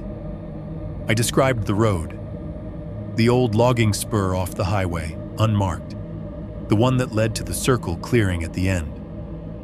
I didn't have a mile marker, but I had landmarks: the faded billboard, the bent speed limit sign, the lean-to house with the rusted swing set. I could feel the clerk's presence behind me at the edge of my awareness. He had drifted a respectful distance away, pretending to straighten a rack of chips, but his body was turned just enough that I knew he was listening for the shape of my side of the conversation. "And you said someone approached your vehicle?" the dispatcher asked. "Yes," I said. My knuckles were white on the receiver. Two men, one at least for sure at my side door, another by the back. They knocked. They tried the doors. They circled the van. The words came easier now that I'd committed to them. "They said they were with the sheriff's department," I added. He told me, "Sheriff's department, open up." Over and over, he kept knocking. I couldn't see a car. There were no headlights, no radio, no anything. Just them, in hoodies. There was a brief pause on the line. Not the kind where someone is bored or disengaged. The kind where they are making their brain move faster. "Okay," she said again, the words slower this time. "Can you confirm the exact location one more time? That road you took, is it public land? A marked Forest Service road?" "I don't know if it's marked," I admitted. "I got it from a forum. It's off." I gave her the highway number and the direction I'd turned. I could hear her typing, the rapid clack of keys. "And you're at the Chevron now?" "Yes." "You left the area?" "Yes." "You are in a safe location?" I looked up at the security camera dome in the corner, at the clerk watching me over a display of lottery tickets, at the rain hammering against the glass doors in visible sheets. The fluorescent lights hummed overhead, turning everything flat and hard and known. "Yes," I said. "I am now." "Okay," she repeated, and then there was a new kind of silence. I could hear her breathing, faintly, the quiet scratch of whatever pencil or pen she had in her other hand. The muted TV behind the counter flipped from a commercial to a weather map, green and yellow splotches moving across a cartoon Washington. In the back of the store, an ice cream freezer compressor kicked on with a loud, throaty whir, then settled into a lower growl. A clock mounted high on the wall ticked, each second louder than it had any right to be. The pause stretched just long enough for my skin to start crawling. Then the dispatcher came back. "Ma'am," she said carefully, "we have no deputies assigned to that area tonight." Her fingers tapped a few more keys. I imagined screens in front of her, little blocks of text and status lights. "We have no units out there at all," she said. "None. If someone told you they were with the sheriff's department, they weren't ours." The words landed in my chest like a delayed impact, a hit that arrived long after the initial swing. I leaned against the wall to stay upright. The paint was cold through my jacket. On some level, I had already known. The hoodie, the lack of car, the fake politeness, it had all pointed in that direction. But part of me had still been running a quiet, self-protective loop. Maybe you misheard. Maybe it was a rescue crew, a ranger, a neighbor helping. Maybe you're making this bigger than it is. Her sentence shut that down. I was not overreacting. They were lying. Out in that forest, in the dark and the rain and the mud, someone had stood inches from where I slept and tried to put on a badge that wasn't theirs. The dispatcher asked more questions. Did I get a look at their faces, their clothing, any vehicles nearby? Did they display any weapons? Did they make any threats beyond the demand to open the door? I answered as best I could. Hoodie, baseball cap, jeans, boots, no visible weapons. 2 voices, one at the door, one near the back. A face in my driver's window, inches away. Eyes too calm. No truck that I saw when I left, but it could have been parked further up the road, lights off. She told me they would make a note, that if a unit became available, they might drive the road in the morning, see if any other campers reported anything. She asked if I wanted to file an official report now or wait until daylight and come into the station. The idea of sitting in a fluorescent-lit office while someone in uniform took down every detail made my stomach twist. Can we start it over the phone and I'll come in tomorrow?" I asked. "We can document what you've told me so far," she said. Her tone had shifted fully now into the cadence of someone filling out a form. "If you feel unsafe at any point tonight, you call 911 directly, okay? Don't go back out there alone. Stay in a well-lit place." "Well-lit?" I repeated, eyes flicking up to the buzzing tubes overhead. "Yeah, I can do that." When I hung up, the click of the receiver landing in its cradle sounded too final. The clerk waited until I turned toward him. "Well?" he asked. "No one's up there," I said. My throat felt raw. No deputies, no patrols. Those guys, they weren't them. He inhaled slowly through his nose, shook his head once, and looked past me at the rain out the window. "Figures," he muttered. "We get some weirdos through here." The line between weirdos and someone who stands in the woods pretending to be law enforcement felt pretty thick to me, but I didn't argue. I didn't have the energy to dress it up in better language. "What are you going to do?" he asked. The idea of getting back on the highway and driving to some other anonymous lot miles away, of hunting for another pull-off and rolling the dice again with no sleep and this much adrenaline still in my blood, made every muscle in my body clench. "I'll stay here," I said, "if that's okay." He nodded, like he'd already assumed that answer. "You can park over on that side," he said, gesturing through the window to a corner of the lot where the canopy light spilled the brightest, and another camera watched from a high angle. "We see anything? We got it on tape. I'll be here till 6. There was comfort in that, knowing someone else was awake, moving around under these same humming lights while I tried to lie down again. Back in the van, the contrast between the store's brightness and the muted glow of my own interior felt less cozy than before. I didn't bother with fairy lights this time. I left the little puck light near the front on and did not close the cab curtain all the way, letting some of the chevron's neon seep in through the windshield.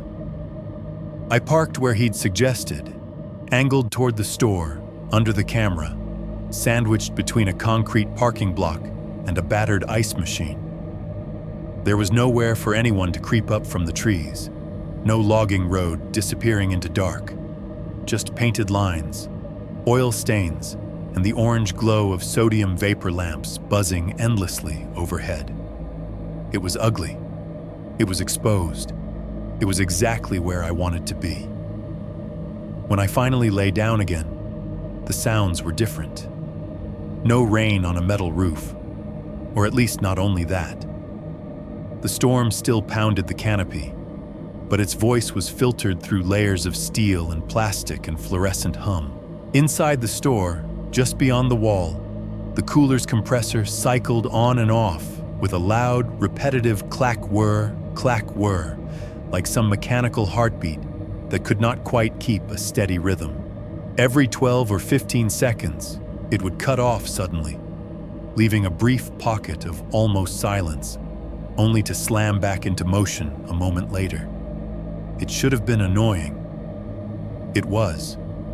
But as I lay there, eyes open, staring at the faint glow that seeped around my curtains, it became something else. A reminder that the world outside my van was full of electricity and cameras and other humans, for better or worse. The forest had given me the kind of quiet that makes every twig snap sound like a decision. The gas station gave me a lullaby of machines, an ugly, relentless comfort that said, "You're not alone. You're never alone." I drifted in and out, sleep coming in thin, frayed strips. Every slam of a car door in the lot made my heart jump. Every burst of laughter from some late customer jolted me awake. At some point, dawn managed to sneak up behind the rain. The black outside the windshield thinned to gray. The neon signs looked paler, washed out. By the time I finally gave up on sleep and slid back into the driver's seat, the clerk I'd spoken to was gone, replaced by a younger woman with her hair in a messy bun and a brighter daytime smile. He had left a note for me with her. "Back office," it said in quick, cramped handwriting. "You should see this." The back office was barely more than a storage closet with a desk jammed into it. Boxes of cup lids and paper towels were stacked to the ceiling. A tiny, outdated monitor sat on the desk, its screen flickering with black and white footage divided into 4 squares. He had queued up the recording from the previous evening. In one of the frames, I saw myself, or rather, my van, pulled up to the pumps before I ever took that logging road. The timestamp in the corner showed an early, reasonable hour when the sky was still just beginning to bruise toward evening. The van was unmistakable. The ladder on the back, the little vent on the roof. In the background, at the far edge of the frame, almost lost in the grainy pixelation and rain streaks on the camera lens, was a tall figure in a hood. He was standing beside a truck parked just beyond the pump islands, where the lot faded into darker shadow. He did not appear to be pumping gas or going inside or doing anything at all. He was completely still, facing the camera directly. The brim of his cap and the shadow of his hood obscured his face. The rain, caught in the camera's low resolution, looked like static between us. The license plate of the truck was just a white blur, blown out by glare and water. No numbers, no letters, just light, erasing the one thing that could have tied him to anything. 6:1. The posts I should have read twice. By the time a few weeks had gone by, Washington was behind me in the rearview mirror, literally, but not in the way that mattered. Geographically, I was long gone. I drifted south, then east, sticking closer to interstates and medium-sized cities, the kinds of places where you can always find a Walmart lot or a cluster of hotels with 2 big parking lots that no one really watches. I slept under sodium vapor lights again, under buzzing security cameras and the low hum of air conditioners bleeding out of hotel windows. I didn't camp deep in the woods after that. Not then. Not in the way I had before. I told myself it was seasonal, that the weather was weird, that the roads were muddy, that it made more sense to be near civilization until spring settled in properly. It was partly true, but every time I parked at the edge of a Forest Service road or scrolled past some Instagram story of a van perfectly framed between pine trunks with the caption, "Home tonight," my hands tightened on the wheel. My chest tightened too. In city lots, other noises came back. Sirens in the distance, rising and falling. The occasional rumble of a train somewhere beyond the strip malls. The clatter of shopping carts. Late-night shouting that started angry and fizzled into laughter or sobbing or nothing. Those sounds used to bother me more than the silence of the woods. Now they felt like evidence that the world was still spinning. You don't have to wonder if something is human when you can hear it slurring through a drunk argument outside a 7-Eleven. I thought I was fine, mostly. Then something stupid would trigger it. A YouTube video with a cheerful van tour that included a story about that one time someone knocked at 2 a.m. a horror narration where a voice actor said, "Open up," in the wrong tone. A siren that got too close to the lot I was in and then cut off suddenly, leaving my brain hanging in the gap. Every knock in media became that knock. Every ma'am became that ma'am. My body didn't care that I was parked 3 rows away from a 24-hour gym with tinted windows and 7 treadmills showing muted cable news. It heard the echo and brought the fear up like it was fresh. So I did what everyone does now when their brain won't shut up. I got on the internet. Most nights, I tried to keep my screen time to something harmless. Stupid sitcom reruns, van build tutorials, people making absurd meals in hotel coffee makers. But when sleep wouldn't come, when my legs felt full of electricity and my chest weighed double, I ended up staring at the Reddit icon like it had answers. The first time I actually typed it into the search bar, my hands shook. Fake Ranger. The results came back faster than my stomach was ready for. Posts on r/vanlife, r/rvliving, r/overlanding. Threads with titles like, "Has anyone else had a Ranger knock after dark?" "Unmarked car in BLM land, cop or creep?" "Guy said he was sheriff. Something felt off. Should I report?"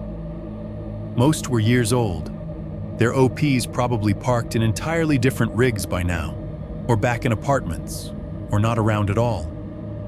People argued in the comments about paranoia versus prudence. Half the replies were some version of, "You're fine, they're just checking on you."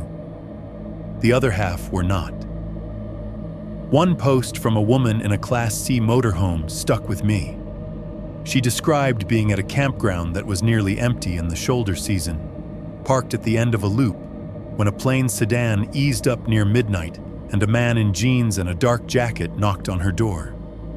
He'd said, "We're just doing a welfare check, sheriff's office," and asked if she was alone. No badge visible, no name, no marked car. When she called the next day to confirm there had been a patrol, the station told her no one had been out there. I'd seen that post before, back when I first dove into van forums, long before Washington. I remembered that now, skimming it, thinking it sounded like someone embellishing a story, like half the creepypasta people repost between solar panel questions.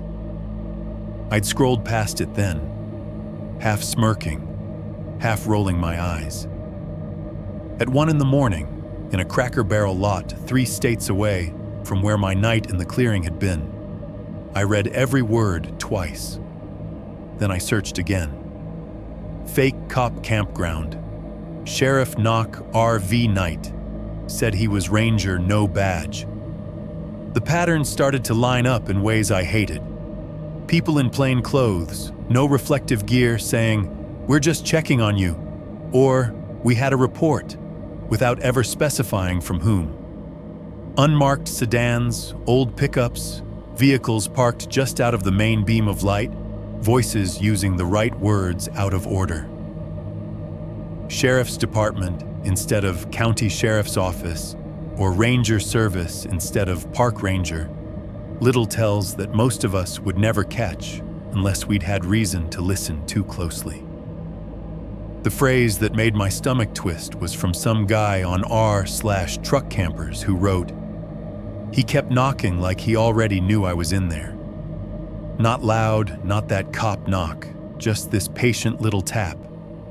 I figured if he was really law enforcement, he'd either call it in or go away. I never opened."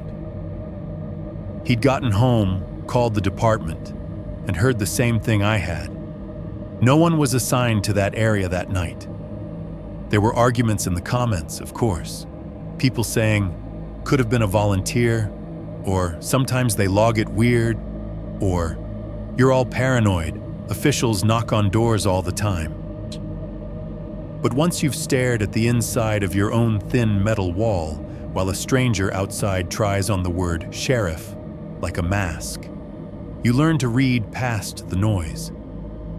You look at the little consistent details, the patient knocking, the lack of visible vehicle, the way they never mention anything specific.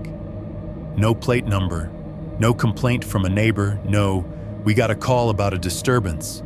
Just, we're the good guys, open up.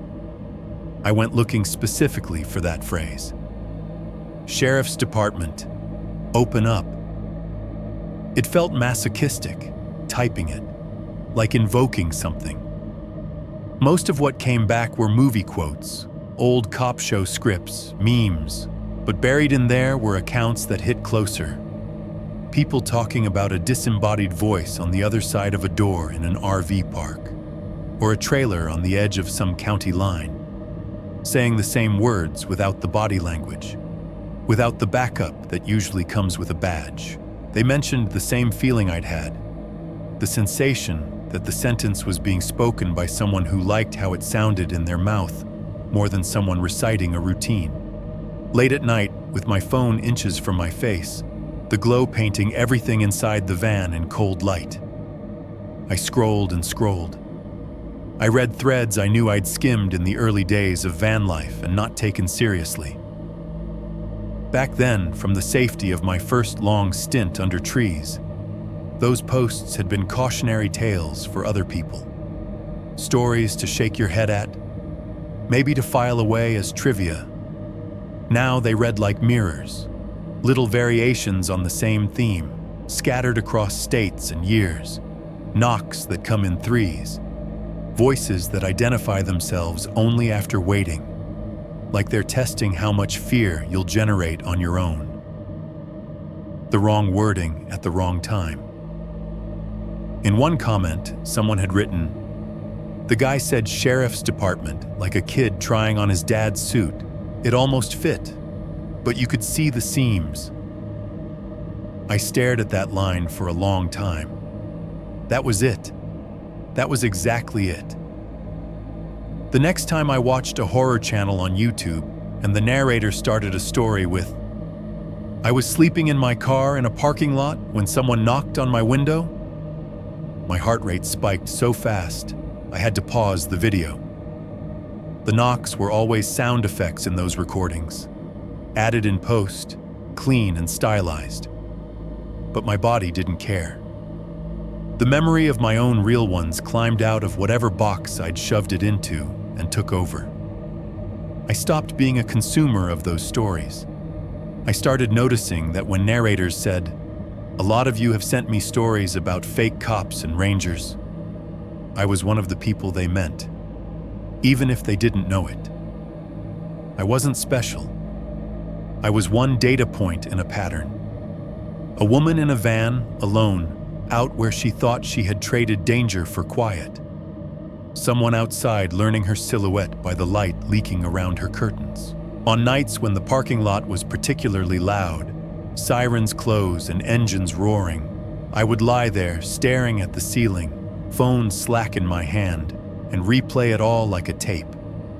The branch, the knock, the phrase, the silence after the dispatcher said, "We have no units out there tonight," and layered over it, the text of strangers on a screen, written years apart, from different configurations of metal and wheels, creating a chorus I wished I had listened to more closely before I heard my own verse. 6.2.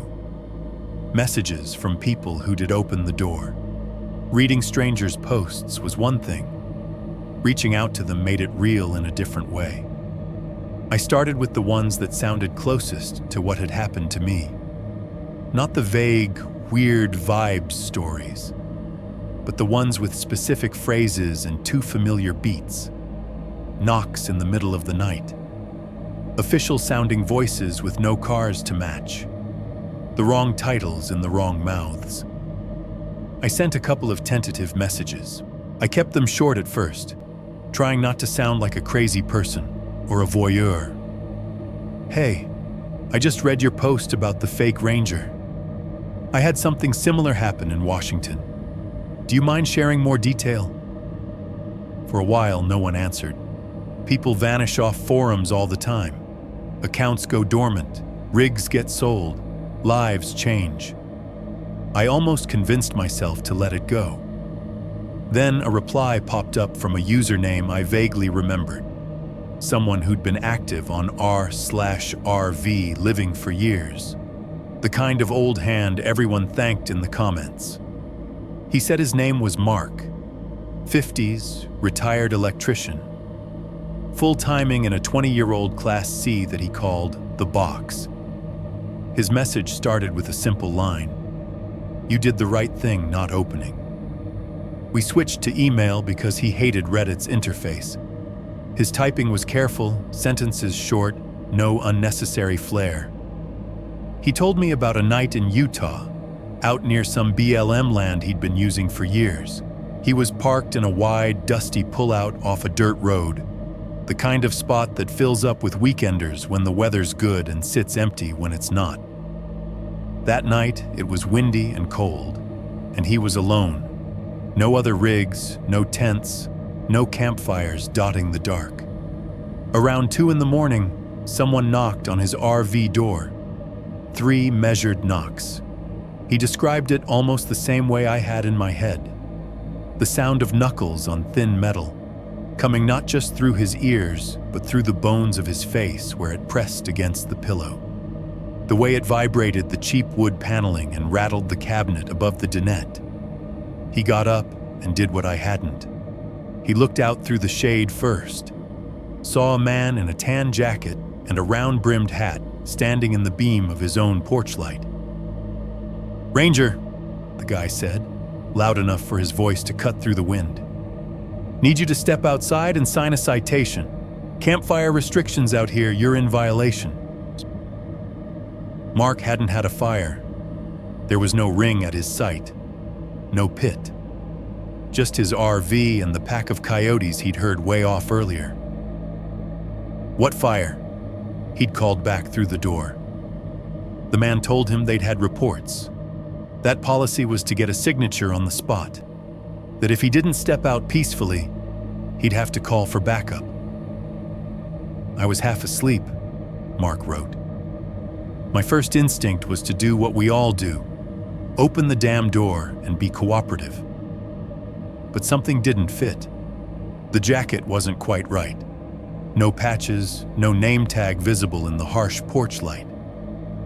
Instead of a marked truck, there was a dark shape behind the man that could have been any pickup. No reflective striping, no government plates. And the timing. "I've had real rangers knock," he wrote. "They come around 11 at the latest, sunset if there's an issue. They don't do paperwork at 2 in the damn morning." Instead of unlatching the door, he grabbed his phone and dialed 911. He stayed on the line with the dispatcher, describing the man outside, repeating every word that filtered through the door. As soon as the dispatcher identified herself, the tone outside changed. Footsteps shifted. The guy knocked one more time. 3 dull thumps, harder now, and said, with less patience, "I'm not going to stand out here all night, sir." Then boots on gravel. Mark stood at the window and watched the silhouette walk back to the dark lump of the truck, climb in, and ease away with no headlights for the first 30 yards. By the time real deputies rolled through the area, over 40 minutes later, whoever it was had vanished. "They told me the same thing they told you," he wrote. "No rangers, no patrols scheduled, no citations issued in that area. Whoever that was, he was hoping all my years of respect the badge would beat my common sense." Another reply came in a few days later from a woman in her 30s who went by a different name online than she gave me an email. She was based mostly in Oregon, working remotely out of a converted cargo van. Her story started like too many Instagram captions. "I found this gorgeous little lakeside pull-off. It was a state recreation area, technically day use only, but the rules were loose. She'd parked there often, tucked near the tree line, waking up to fog on the water and birds diving for fish. One night in late fall, Long after the last day trippers had gone, someone knocked on her van. Knock, knock, knock. The pattern again. She hesitated, then cracked one of her rear windows. A man in a hoodie stood outside, barely visible in the spill from a distant street lamp. No logo on his sweatshirt, no name on his chest. "Park security," he said, pitch perfect in that bland, institutional way. "You're in violation of a new overnight policy. Need you to open up so we can get your information." No mention of a ticket, no clipboard, no ID. Just one hand shoved in his pocket and the other resting on the van next to her window. "What new policy?" she'd asked. He told her it had just changed. No more overnight camping. He said there was a notice on the gate. She hadn't come through a gate. "Where's your truck?" she said. He didn't answer, just repeated, "Ma'am, I need you to open up." "Where's your logo?" Silence. He tried a different tack, said he'd hate to have to call this in. She picked up her phone and told him she'd call the sheriff herself, that they could all have a nice chat right there in the parking lot. There was a long pause, then footsteps crunching away on the gravel. "She was smarter than I was," she wrote to me. I used to think I'd never be the type who'd open a door, but hearing that voice, in that tone, with that exact phrase, it messes with you. We're trained not to question certain words. I noticed something as these stories stacked up. They all had their own details. Utah dust instead of Washington mud, Oregon lake water instead of my logging road trees. But the soundtrack was the same. Deliberate knuckles on thin doors, footsteps circling rigs, moving from front to back like someone checking lines on a blueprint. The scrape of boots on gravel in the pauses between sentences. Voices pitched just right to ride over wind or rain, volume adjusted like they'd done this before, and knew exactly how loud they needed to be to sound official, but not like they were shouting. Knock, knock, knock. Ranger Service. Park Security. Sheriff's Department. Different costumes, same script. I started counting the overlap like some kind of nervous hobby. How many of them reported no visible car? How many mentioned the wrong wording? How many said the person outside never once gave a specific reason to be there beyond checking or policy? I lost track. Somewhere, I realized, there's a kind of education happening that you and I will never see. Not in academies or training videos, in cars, in bars, in conversations that start with, "You know what's crazy? If you knock like this and say it like that, people will just open up." The thought made me feel suddenly small inside my van, like the walls had shrunk another inch. Because out there, on forest roads and at lake pull-offs and in lonely gravel lots, there are people who have learned that if you borrow the right words, if you wear them with enough confidence, some percentage of us will unlatch the only barrier we have between story I tell later and story someone else tells about me. I hadn't opened. They had knocked anyway. Other people had opened, or almost had. And somewhere in the overlap between our stories, a pattern was taking shape that no one in a uniform was teaching us how to survive. 6. 3. The email that lands in my spam folder.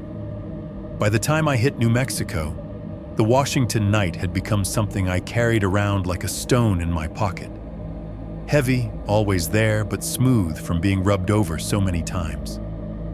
I was parked behind a church just off I-40, the kind with a faded sign out front and a gravel lot that was too big for the handful of cars it saw on Sundays. Churches are one of those unofficial overnight spots you learn about in this life. Park low, arrive late, leave no trace, and nobody usually bothers you. The building loomed as a dark rectangle in my rearview mirror, its cross a simple silhouette against a sky that still held a bit of heat from the day. Somewhere, an air conditioning unit thrummed on the roof, cycling on and off with a heavy chunk that shook the ductwork. Out front, the highway murmured, a constant, distant rush of semis and late-night traffic. It was the kind of noise that would have made me anxious once. Now it felt like a fence made of sound, civilization humming to itself. Inside the van, I had the fan going on low and my phone plugged in, the blue-white glow of the screen lighting my face more than the little reading lamp above my bed. I wasn't really aiming at anything. I was just scrolling. Weather, news, a few new posts in the same forums I'd been haunting for weeks. On a whim, mostly to avoid thinking about actual problems, I tapped into my email. The inbox was the usual mess. Receipts, automated security alerts, half a dozen newsletters I kept meaning to unsubscribe from. For no real reason, I switched over to the spam folder. That drawer of the internet is like the junk drawer in a kitchen. You know there's nothing good in there, but sometimes you dig through it anyway, just to see what's hiding under the dead batteries and old rubber bands. It was filled with the usual garbage, miracle supplements, weirdly aggressive political newsletters I had never signed up for, a notice that my Netflix account has been suspended, sent to an address I've never used for Netflix. Then I saw the subject line. I think I saw the same guys it sat between "Congrats, your loan is approved" and "Final notice, domain renewal," as if it belonged there. The sender's address was a string of random letters and numbers from a free email provider, no name attached. For a second, I almost swiped it away with the rest. Then the preview line registered. I read your comment about the Washington thing. My stomach pulled tight. A couple of weeks back, on one of those nights when sleep refused to happen, I'd left a short comment under someone else's post about fake cops. Nothing detailed, no road names, no exact locations, just a few lines. Solo female in a transit, Washington Woods. Man pretending to be sheriff's department knocking on my van in a storm. Dispatch confirmed no units out there that night. It had felt weird to hit post then. It felt weirder now to see it reflected back at me from the trash bin of the internet. I tapped the email before my better judgment could stop me. The message body was simple. No greeting, no sign-off, just words stacked tight, like someone had typed fast and hit send before they could change their mind. I don't want to put my main account on that thread, but I read your comment about the Washington Forest Road. I think I saw the same guys. I travel solo too. Older rig, I boondock a lot in forests. This was 2 years ago in Idaho, near he named a national forest I recognized. I was parked off a spur road by a creek, nobody else around. About 1 a.m., there was a knock on my door. 3 times. Not loud, just enough. Guy outside said he was sheriff. Not county sheriff's office, just sheriff, like a TV show. Said they were just checking on campers. I didn't open. My dog went ballistic at the back door, totally losing his mind. I'd never heard him like that. While the guy at the front was talking, I heard someone else walking around back. Gravel crunching, boots scraping. Dog was throwing himself at the rear wall by then. Front guy kept saying, "Sir, you need to open up so we can clear this." Same tone, over and over. No car lights, no radio. When it was clear I wasn't going to open and the dog wasn't going to shut up, they left.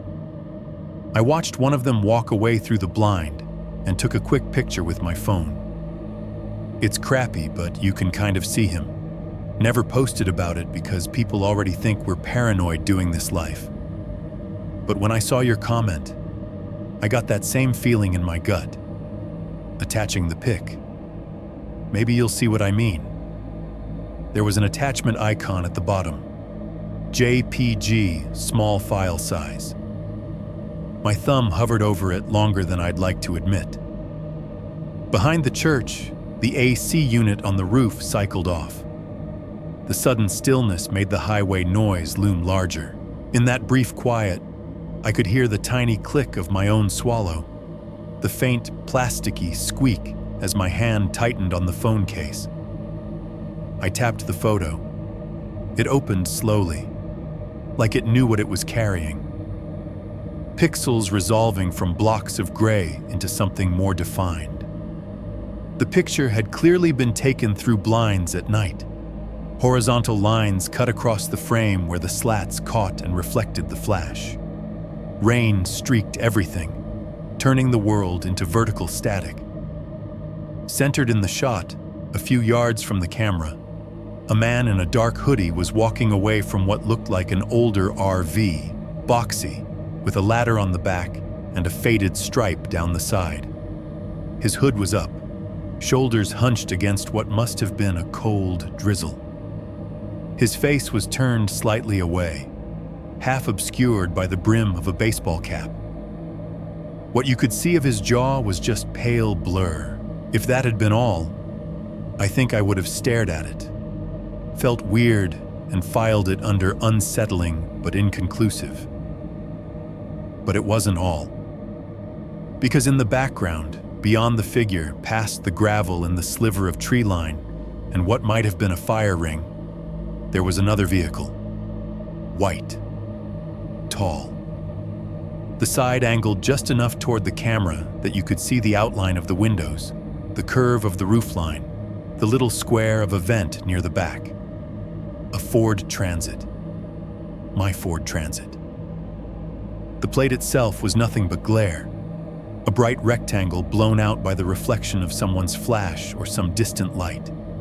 No numbers, no letters. Just that same erasure of the one detail that should have nailed things down. But I knew my own rig. The sticker on the back window, the faint dent from that time I misjudged a post in Arizona. The way the rear door's right edge sat a hair lower than the left.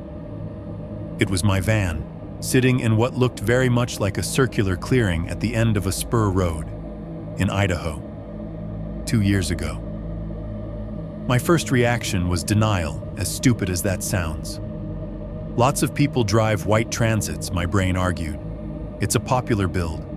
Same ladder, same vent, same stickers. Could be coincidence.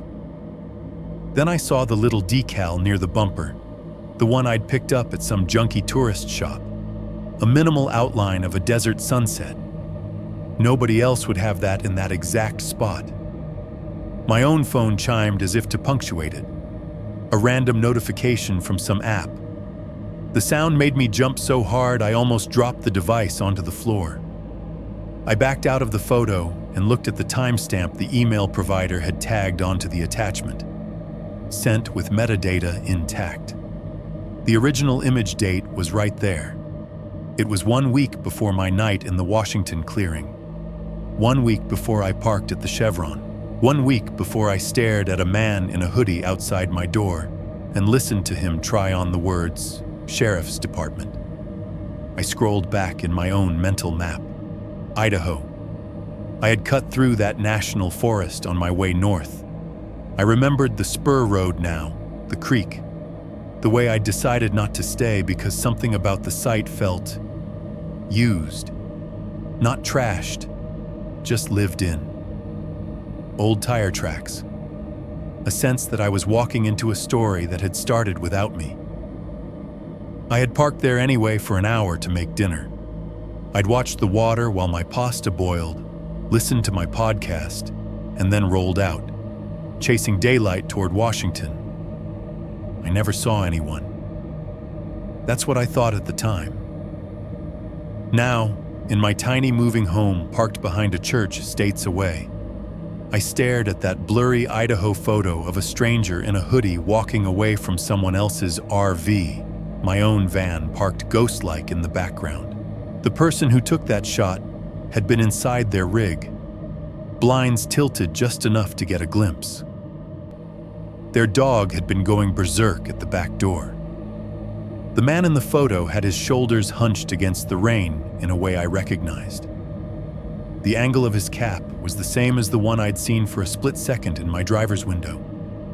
Different state, different victim, same posture, same weather, same type of night. And there, quiet as a witness, was my van. Already in the picture before my story had even begun. 7.1, telling the story out loud. Right now, as I say this, I am parked behind a church again. Different state, different denomination, same basic layout. Empty gravel lot, one lone streetlight. A low building with dark windows that reflect my van back at me if I look long enough. This one is in New Mexico. The sign out front is sun-faded and half-lit. The plastic cover on the letters cracked so that only half the name glows when you drive by. The highway is close enough that I can hear it, but far enough that I do not feel like anyone out there can see me unless they're looking. It is a little past midnight. On the laptop screen in front of me, the audio software has my voice laid out in waves. Little jagged shapes crawling from left to right as I talk. I have a cheap USB mic propped up on a folded towel to keep it from sliding off the counter. The red light on it is steady. If you are hearing this, it means I eventually hit export and sent the file to someone who reads stories like this for a living. It still feels strange to talk into a microphone and know that, at some point in the future, there might be thousands of people listening in their cars, in their beds, on their couches, hearing about me sitting right here, in this van, under this specific, ugly yellow light. Inside, it is the same van you have been in with me the whole time, whether you realized it or not. There's the soft hum of the little fan clipped above my bed, turning the heavy desert air into something almost breathable. It ticks a little every time it completes a full rotation, just enough to make me aware of how much I depend on it. There's the low, almost polite rush of occasional traffic out front. Trucks downshifting as they come off the highway, a car with a loose muffler rattling its way through town. Somebody's bass turned up too high in a sedan you never really see. Just feel. Every once in a while, the van itself settles with a small creak as the night cools and the metal adjusts. I've learned the language of those noises well enough now that I can tell which ones are mine and which ones belong to someone else. On the counter next to the laptop, there's a mug of instant coffee. Not good coffee, just the kind that dissolves whether it wants to or not. I keep stirring it out of habit. The spoon taps soft circles around the inside of the ceramic. Clink, clink, clink, whenever I pause between sections. If you listen closely, you might hear that sound bleed into the narration. Every time I take a breath and scroll down to the next part of what I wrote, the spoon moves almost on its own. Somewhere outside, mounted halfway up the church's brick wall, there's an older exterior light with a ballast that buzzes just loud enough to make it onto the recording if the night gets quiet enough. It's not a steady noise. It trembles, like it's not entirely sure it still wants to work. I can hear it when I take my headphones off.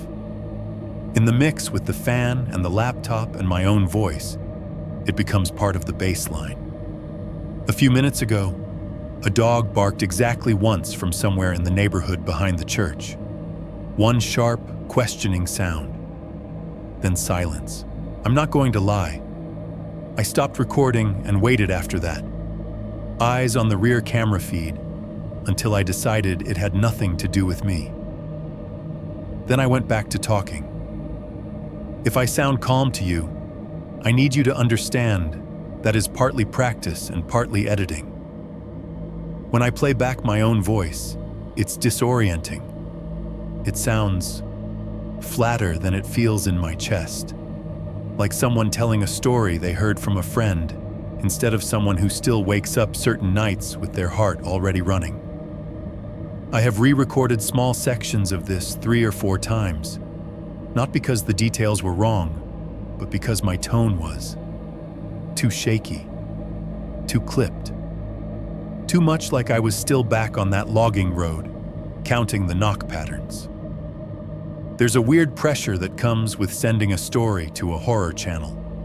You know that, for most people, this is content, entertainment, something to fill their commute, or to play in the background while they fold laundry, or to push them just a little closer to sleep. You want to be honest. You also don't want to sound hysterical.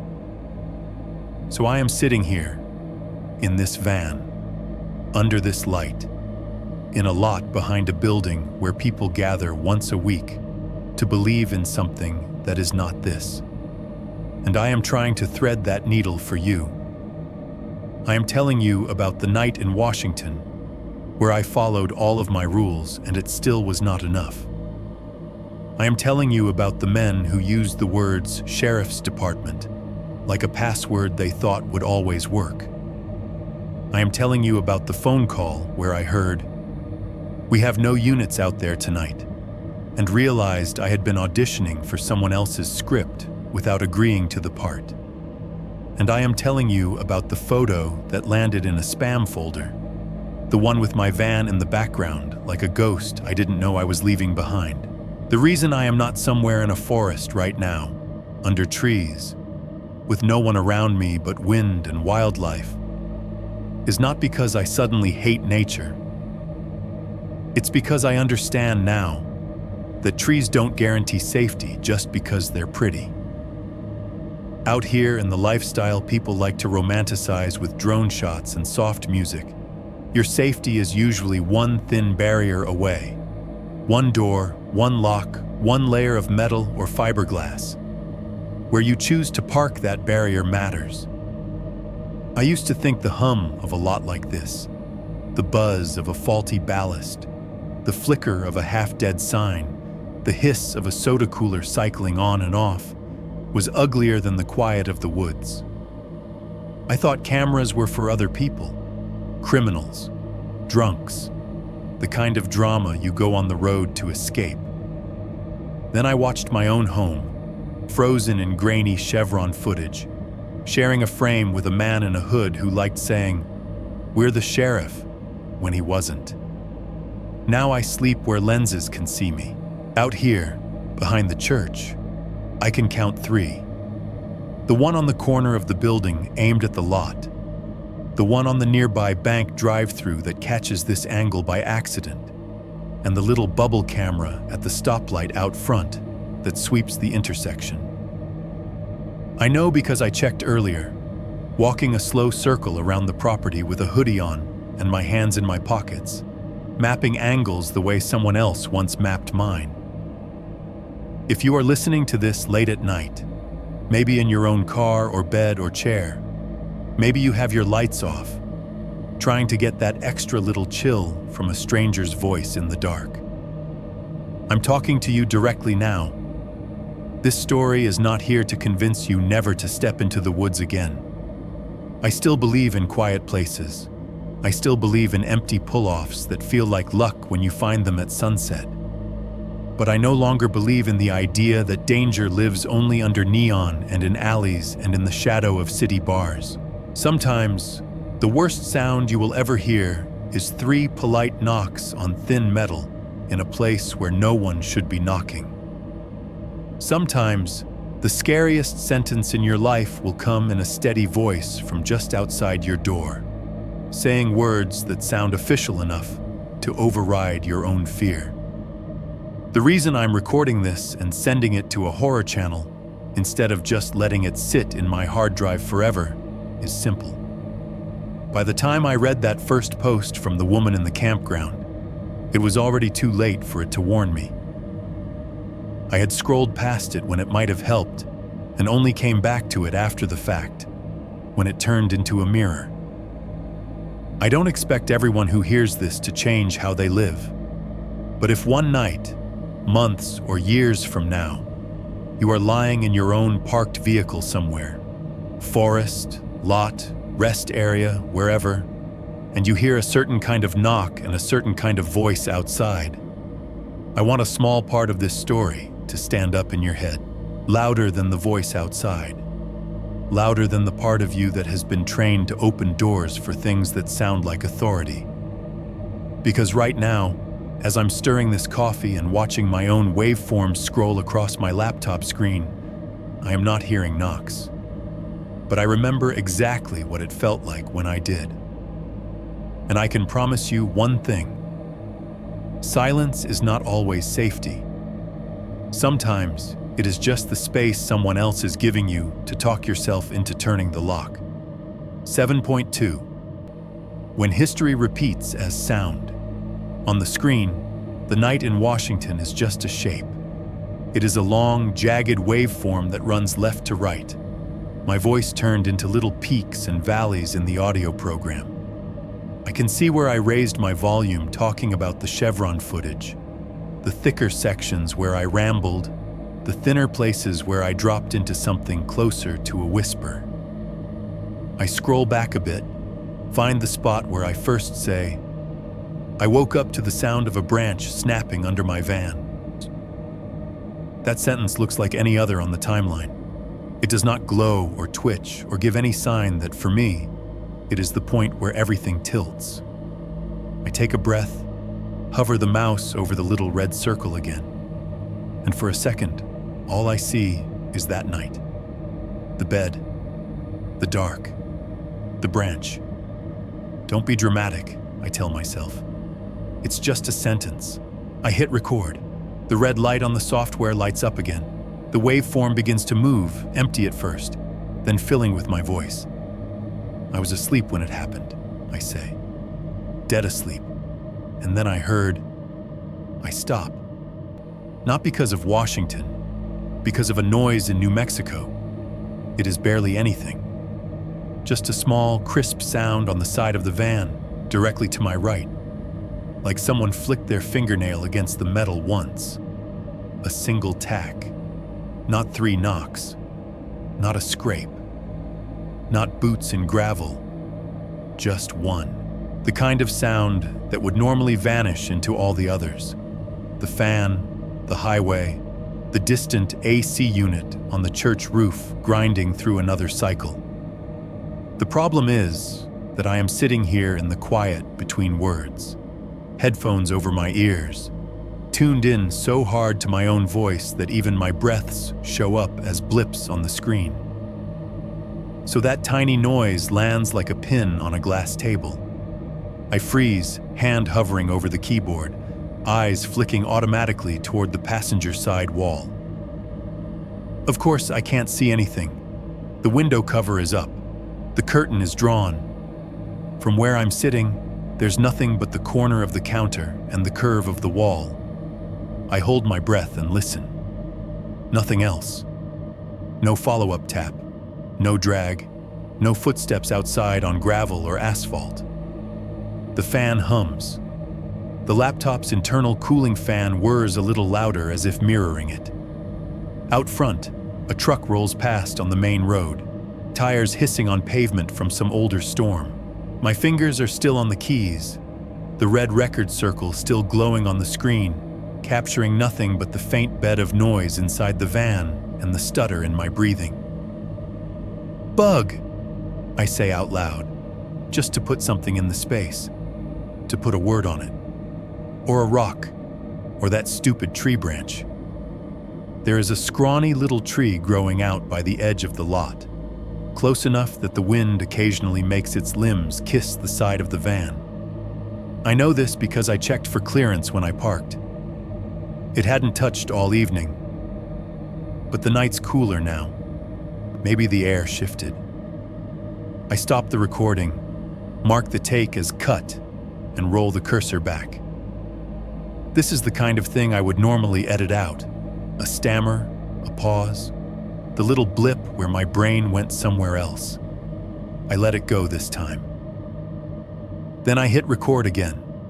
My voice sounds different when it comes back, just a hair tighter, like I've had a band pulled a notch around my ribs. If you're hearing this, I say, you've already listened to me talk about that first sound in Washington, the branch snapping under my van. That noise is why I'm still here, because I didn't tell myself it was nothing. I didn't open the door to go check. I hear the difference myself as I talk, the extra control, the way I enunciate a little more than I did in the previous section, like I'm focused on keeping my tone from climbing. You might not catch it if you're doing something else while you listen. If you had my raw file, you'd see it. The waveform goes a shade denser, as if my voice is packing itself in closer to the center. I lay there and counted my own breaths, I say into the mic. I pretended the rain was enough to explain everything, and then the knocking started. I describe it again. 3 gentle raps, evenly spaced, impossibly polite. I am halfway through saying, every knock came through the mattress like a question I did not want to answer, when something slams outside. It is not on the van. It is not close. The acoustics are wrong for that. It's somewhere out in the church lot or beyond it. A single heavy whang that could be a dumpster lid, or a metal door closing, or someone dropping something large and hollow on concrete.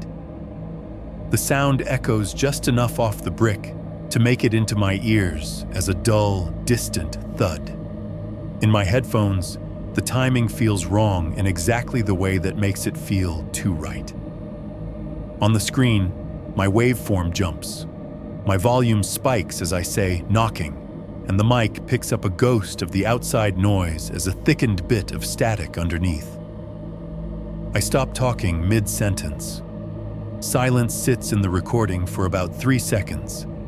Just fan noise and the high, faint whine of the electronics. I reach over and click stop again, harder than necessary. The mouse clacks against the counter. Now I am just sitting there, listening to the real-life soundscape instead of the recorded one.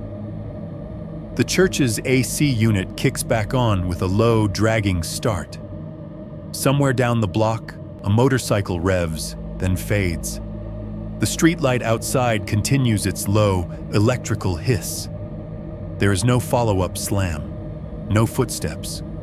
I can feel my pulse in my neck. Logically, I know how this works. I chose a spot behind a building because it's not the middle of nowhere. There are houses on one side, a strip of tired offices on the other, a fast food place at the corner. People take out trash, close doors, move things, sounds happen. It just so happens that tonight, they are happening in the negative space around my own replay of the worst sounds I've ever heard. I scrub back a few seconds in the track and hit play. My own voice comes out of the headphones. And then the knocking started. There is a beat, 3 gentle raps on the side door, deliberate and evenly spaced. Underneath the words, you can barely hear it. The faint ghost of the real thud bleeding into the noise floor. If you are not listening for it, your brain will probably file it as just part of the mix.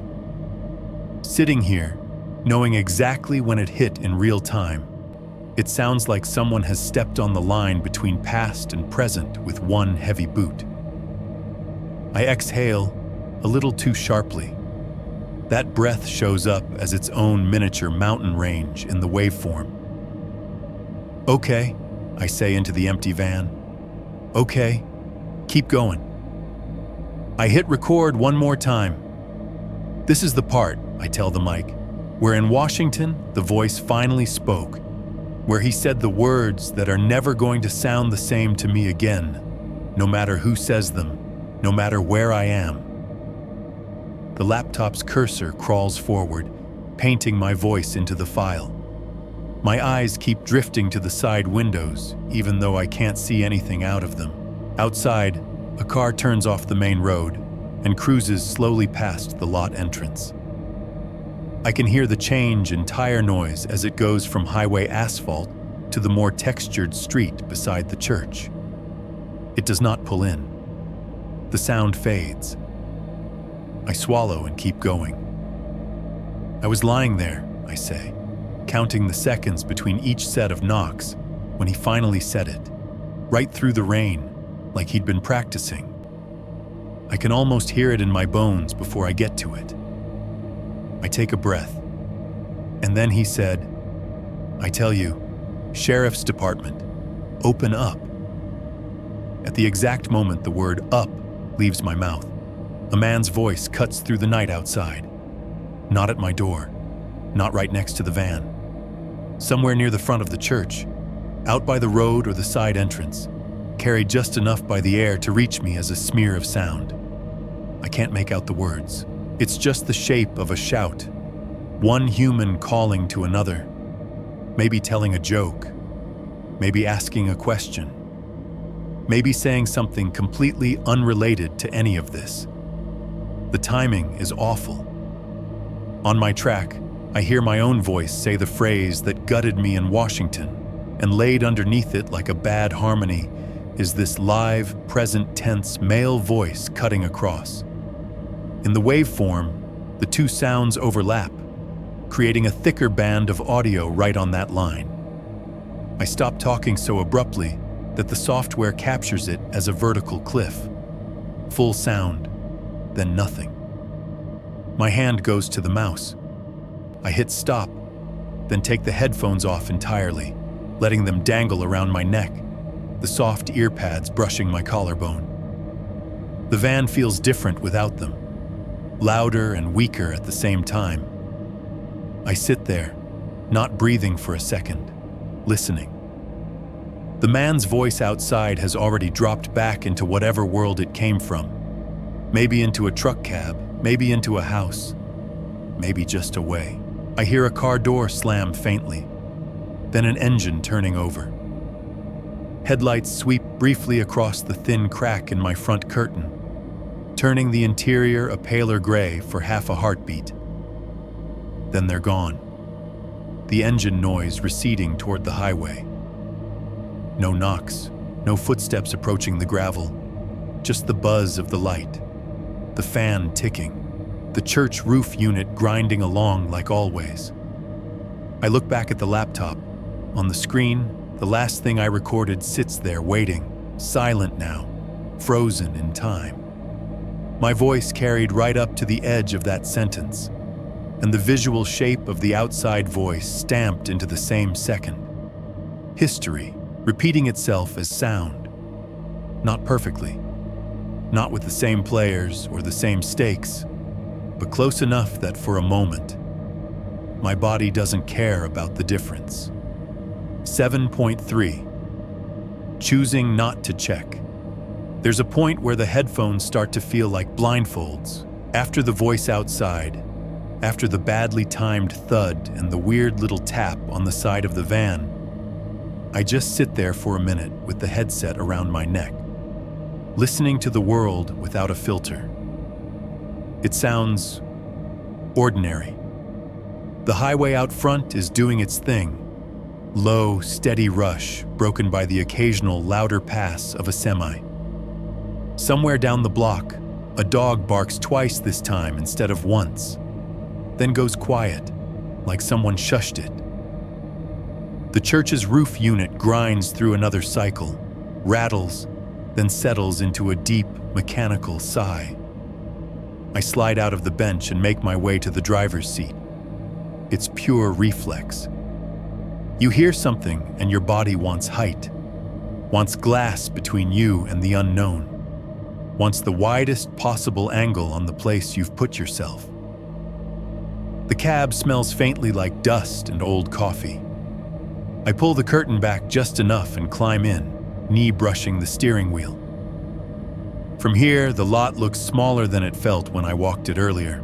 The lone streetlight that seemed bright from the outside is actually flickering, buzzing a tight little halo of pale orange over cracked asphalt and patches of gravel.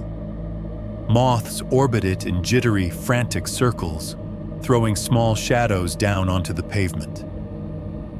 The front doors of the church are just two dark rectangles under a shallow awning. No porch light, no glow from the glass. Whatever is happening inside that building happens in daylight, with people and hymns and bulletins. Right now, it's just a dead facade. The only vehicle in the lot is mine. No cruisers, no pickups at odd angles, no other vans tucked into corners. Just my white Transit sitting there, reflected dimly in the church's front windows, like a cutout pasted onto someone else's life. The trees on the edge of the property are only silhouettes, thin trunks, scraggly branches. The little one near my rear quarter panel sways when the wind pushes through, its leaves clacking softly together like teeth. I scan the edges for movement. Nothing. I tell myself what any rational person would.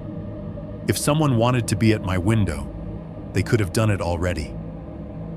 If someone was circling my van the way those men did in Washington, I'd hear gravel under their boots, feel the weight of them in the way the sound stacks up against the metal.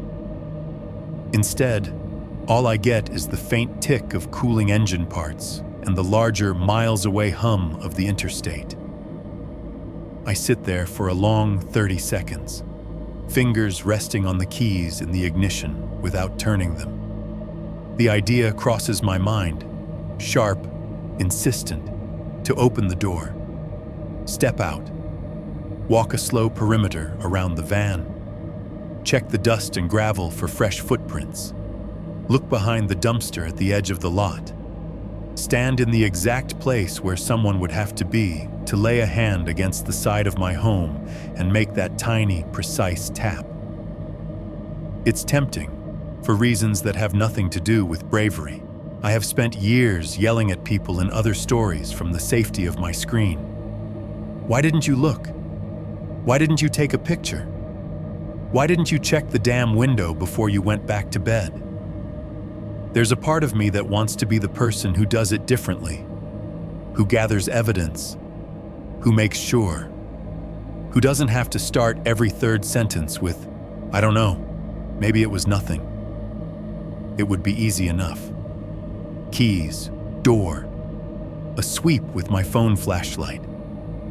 30 seconds of being cold and nervous in the open air, then back inside with the smug satisfaction of knowing I'd faced it. But the truth is, that's not how any of this actually works when you're the one in the story.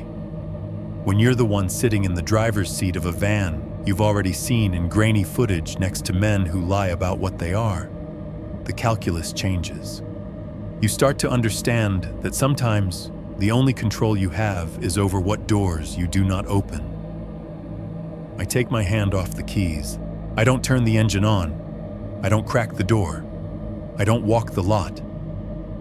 Instead, I pull the curtain back closed, climb over the armrest, and go back to the bed.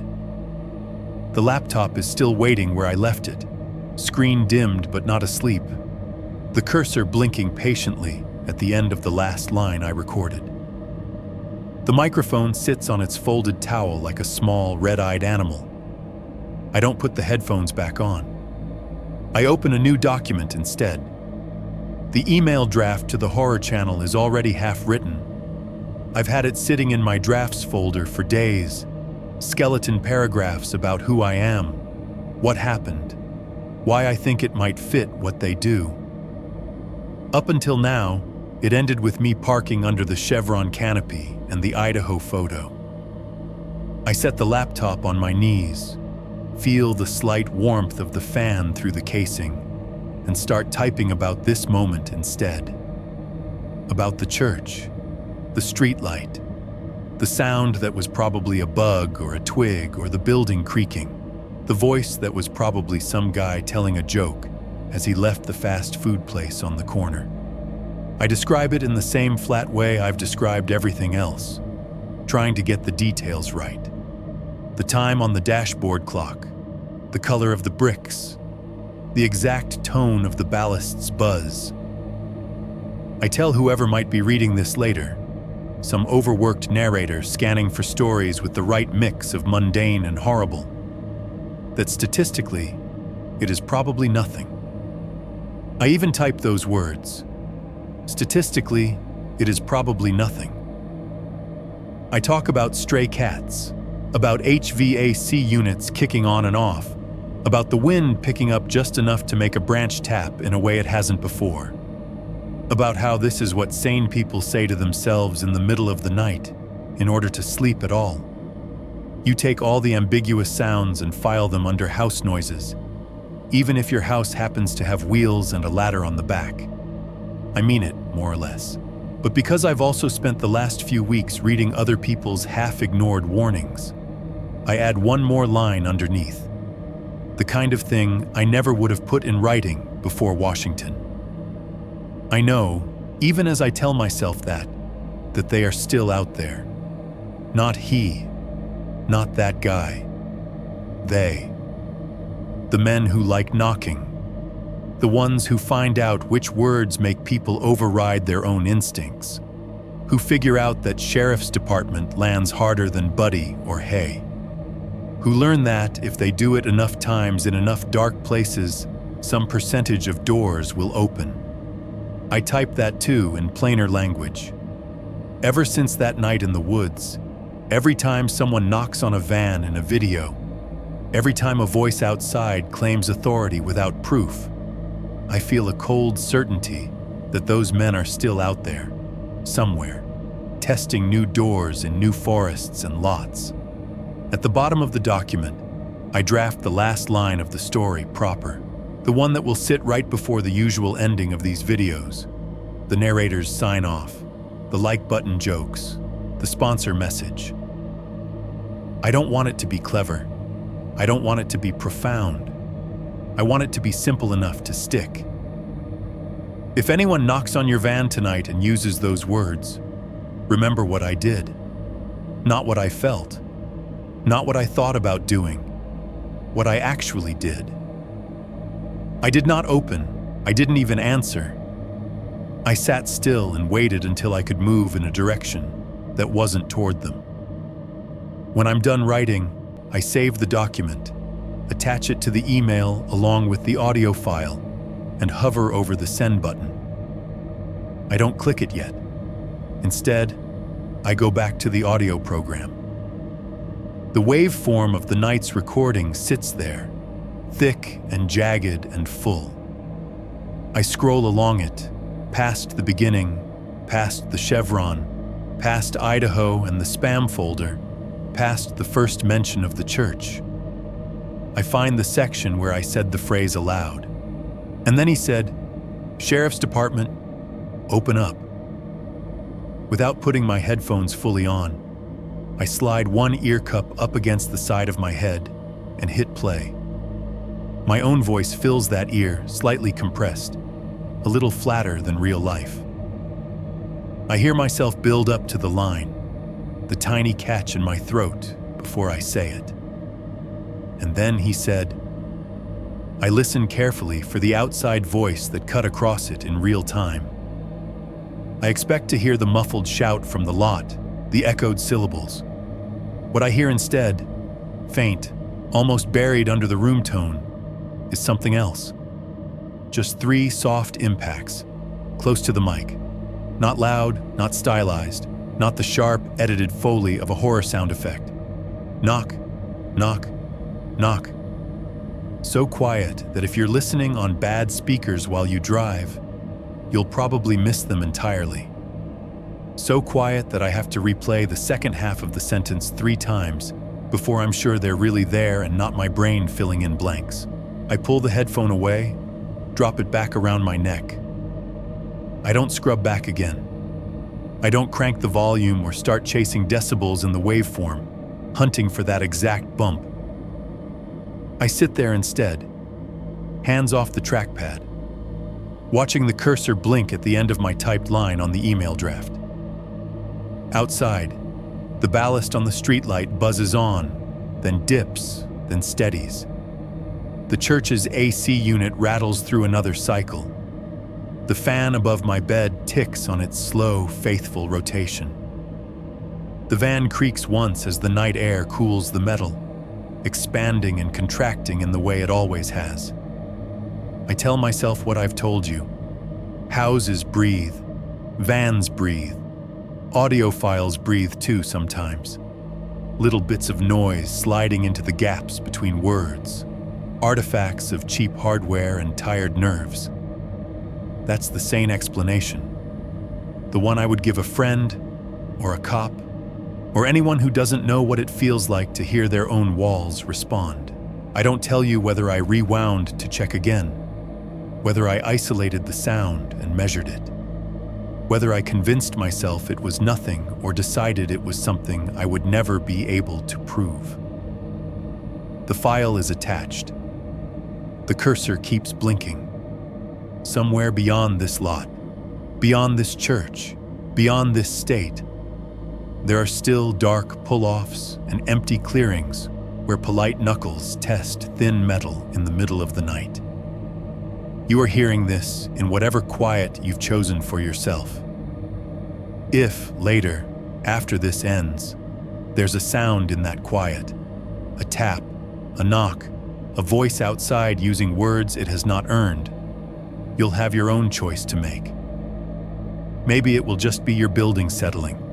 Maybe it will just be your van breathing. Sometimes it is, and sometimes it is not.